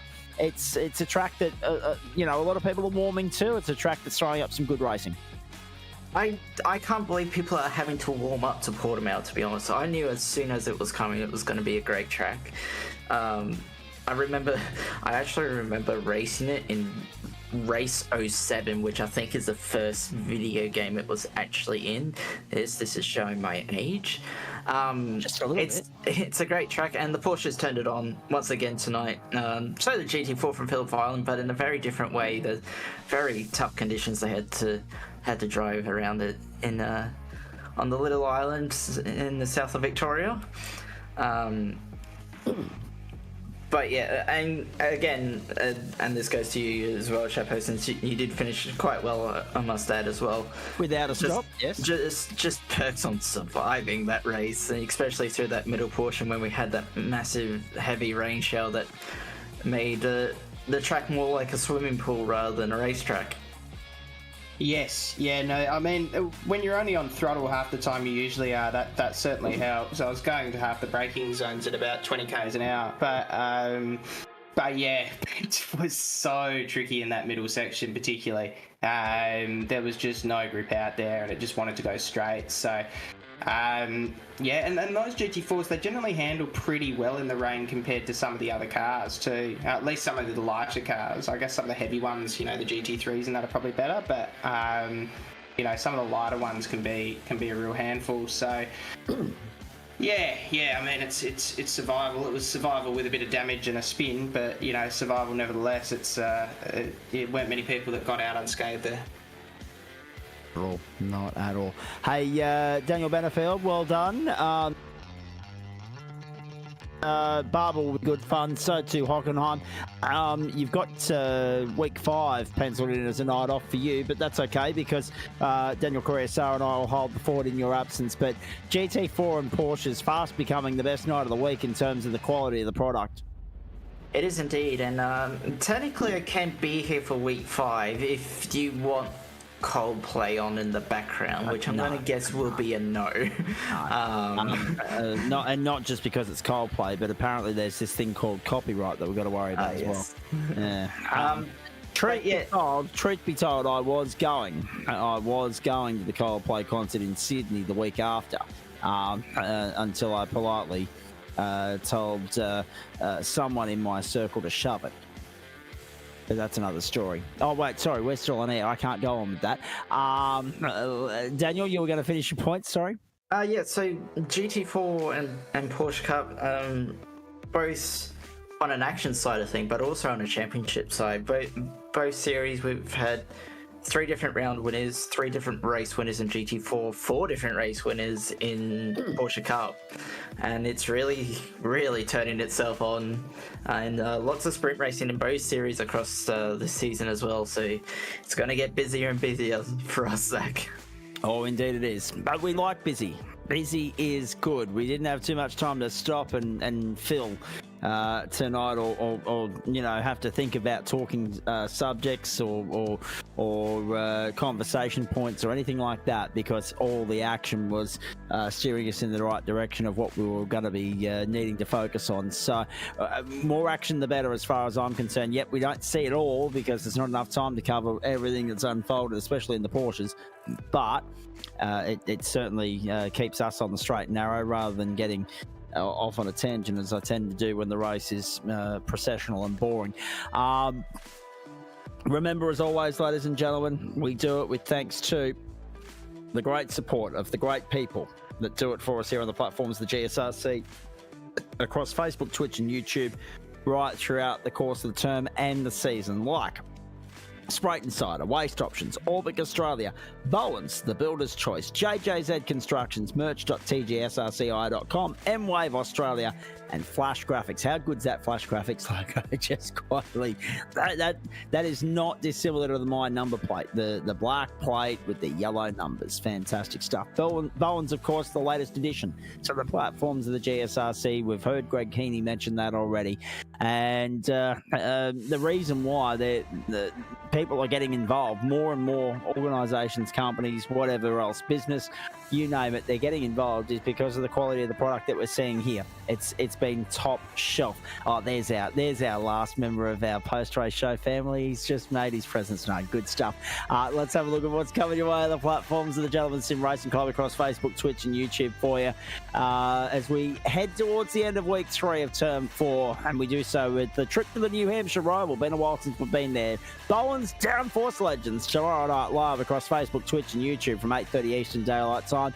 Joe Baldwin and Nick Fodiatis with you for all the action there. Saturday night, Mountain Men, a very slow Mountain Men in the CCA Spec Racer from Mount Panorama, 32 laps, 8:30 Eastern Daylight Time. Week 4 gets underway for us Monday night with the double header. And it's the LMP2 challenge from Road Atlanta first up. That'll be well worth the price of admission. Road Atlanta always dishes up good stuff. That's 7:45 Eastern Daylight Time. Immediately followed by our first, actually, Daniel Benefield. Here's an assignment for you, my friend, because you're our connection to the Pro server. We're not actually broadcasting the Pro Split Monday night, but I want you to come in and give us a post-race report anyway, because it's the first of 4 consecutive weeks, ladies and gentlemen. We're very excited about this back-to-back in prime time sprint racing across Facebook, Twitch and YouTube for GT3 with thanks to Waste Options. And for the first 3 weeks, it'll be the AM split race first up, followed by the Pro-Am second up. And then in the 4th week, it'll be an AM split sprint race, followed by a Pro split feature. And then we'll go and bring you a 60-minute Pro-Am race, and then bring you the finale from, of course, the Pro Split as per usual. Interlagos, the venue, that in itself is worth the price of admission. In fact, to have Circuit Gilles Villeneuve, as well as the Red Bull Ring, as well as Watkins Glen serving up sprint racing over the next few weeks. Geez, don't miss Monday Night Motorsport. It's going to be one of the best tickets in town. The numbers are steady in LMP2, but the battles are red hot, so it's quality over quantity there. And neither is it shortage in GT3 parlance across any of the splits in what's fast becoming known as the McLaren Cup. 8:45 Eastern Daylight Time from Interlagos. Tuesday night, the introductory formula for you from Cadwell Park. There we go, one of the newest additions to the server. 3 races, Formula V, 8 p.m. Eastern Daylight Time. Then on to Circuit of the Americas for 40 minutes. Race start 9:15 p.m. Eastern Daylight Time, and looking forward to that immensely. Of course, COTA, not everybody's cup of tea, but it will suit those Super Formula Light cars. So 3 sprint races for the introductory formula, and then 40 minutes for the Super Formula Light. Wednesday night, Sam Chapman and Liam Banks here with you to bring you the ever popular, the exceedingly popular Orbic Australia NASCAR Truck Series from the Auto Club Speedway in California, and that's 7:45 p.m. Australian Eastern Daylight Time. That's the old spec circuit, of course. The new spec will be scanned at some point once it's completed, I'm sure. Super 2 follows from Twin Ring Motegi, or what's now known as Mobility Resort Motegi East, and that will be 2 sprint races there for you. Super 3 will be shown first up for 15 minutes, their first race, and then the second race, a reverse invert top 10 for Super 2. So split server broadcast, much like what we see on Monday night with GT3, coming your way with Super 3 into Super 2 next Wednesday night, prime time, 9 p.m. Eastern Daylight Time. Thursday night, we've detailed it ad nauseum already, but there it is one more time in the flesh for you, ladies and gentlemen. GT4 from the Hockenheimring Sprint Racing first up, 7:45 Eastern Daylight Time. Then onto the Spreyton Cider Porsche Cup from Barber Motorsports Park. 11 laps and 18 laps the lengths of the 2 races there, 9 p.m. Eastern Daylight Time, and probably another full grid there. Looking forward to that immensely. Well, that's just about it from us. We're done. Don't forget the merch store, of course. merch.tgsrci.com or gsrcmerch.myshopify.com. Either link takes you to the same place, ladies and gentlemen. Not too late to get a stocking stuffer for Christmas for a loved one. Not too late to get stuck into that merch store and pick it apart and find something that suits your needs with regards to GSRC paraphernalia. That'll be good fun there. And then, of course, if you want any more information on how to get amongst it and join in the fun, go to the top link, race.tgsrci.com. Sean Lindsell pulled the masterstroke at Phillip Island, beat a couple of the no-stoppers home with a splash and dash and got the job done in a clinical performance in the GT4 Championships third round. 3 different round winners there to start the season. Same could be said for the Porsches after a dominant display from Corey Lazarus from pole position to the checkered flag at the Algarve International Circuit in Portimão, Portugal. On behalf of Daniel Benefield, Daniel Correa-Sar, all the crew here, sincerely hope that you've enjoyed Thursday Night Motorsport on the platforms of the Gentleman Sim Racing Club across Facebook, Twitch and YouTube as much as we've enjoyed bringing it to you. Thanks so much for your company as always. Enjoy what's left of the week and your weekend. Of course, Speed Series from Sydney Motorsport Park on 7+, the Australian Motorcycle Grand Prix from Phillip Island. What is it about our ability here in Australia to have a big national event clashing with a big international event? We seem to do it too often for the sake of it, but yeah, the Network 10 and Fox Sports coverage of MotoGP will be fantastic for those of you not watching the Speed Series, and that's on 7+ for those of you not watching MotoGP. So another big weekend of motorsport, and finally, after what seems like an eternity, Formula One is back as well. It's also the final round of the World Superbike Championship and so much more. So we're looking forward to that. And then we'll get stuck back into the virtual stuff on Monday night. And on that note, good luck to anyone on the platforms of the GSRC or any of our crew or any of our followers and any of our audience that are competing in the virtual Petit Le Mans from Road Atlanta this weekend. So we're getting our Road Atlanta fix finally at long last. On behalf of all the crew here, I'm Zach Caben. Until we see you tomorrow night with Joe Baldwin and Nick Fodiatis and Monday night for week 4, have a great evening, everybody. Bye for now.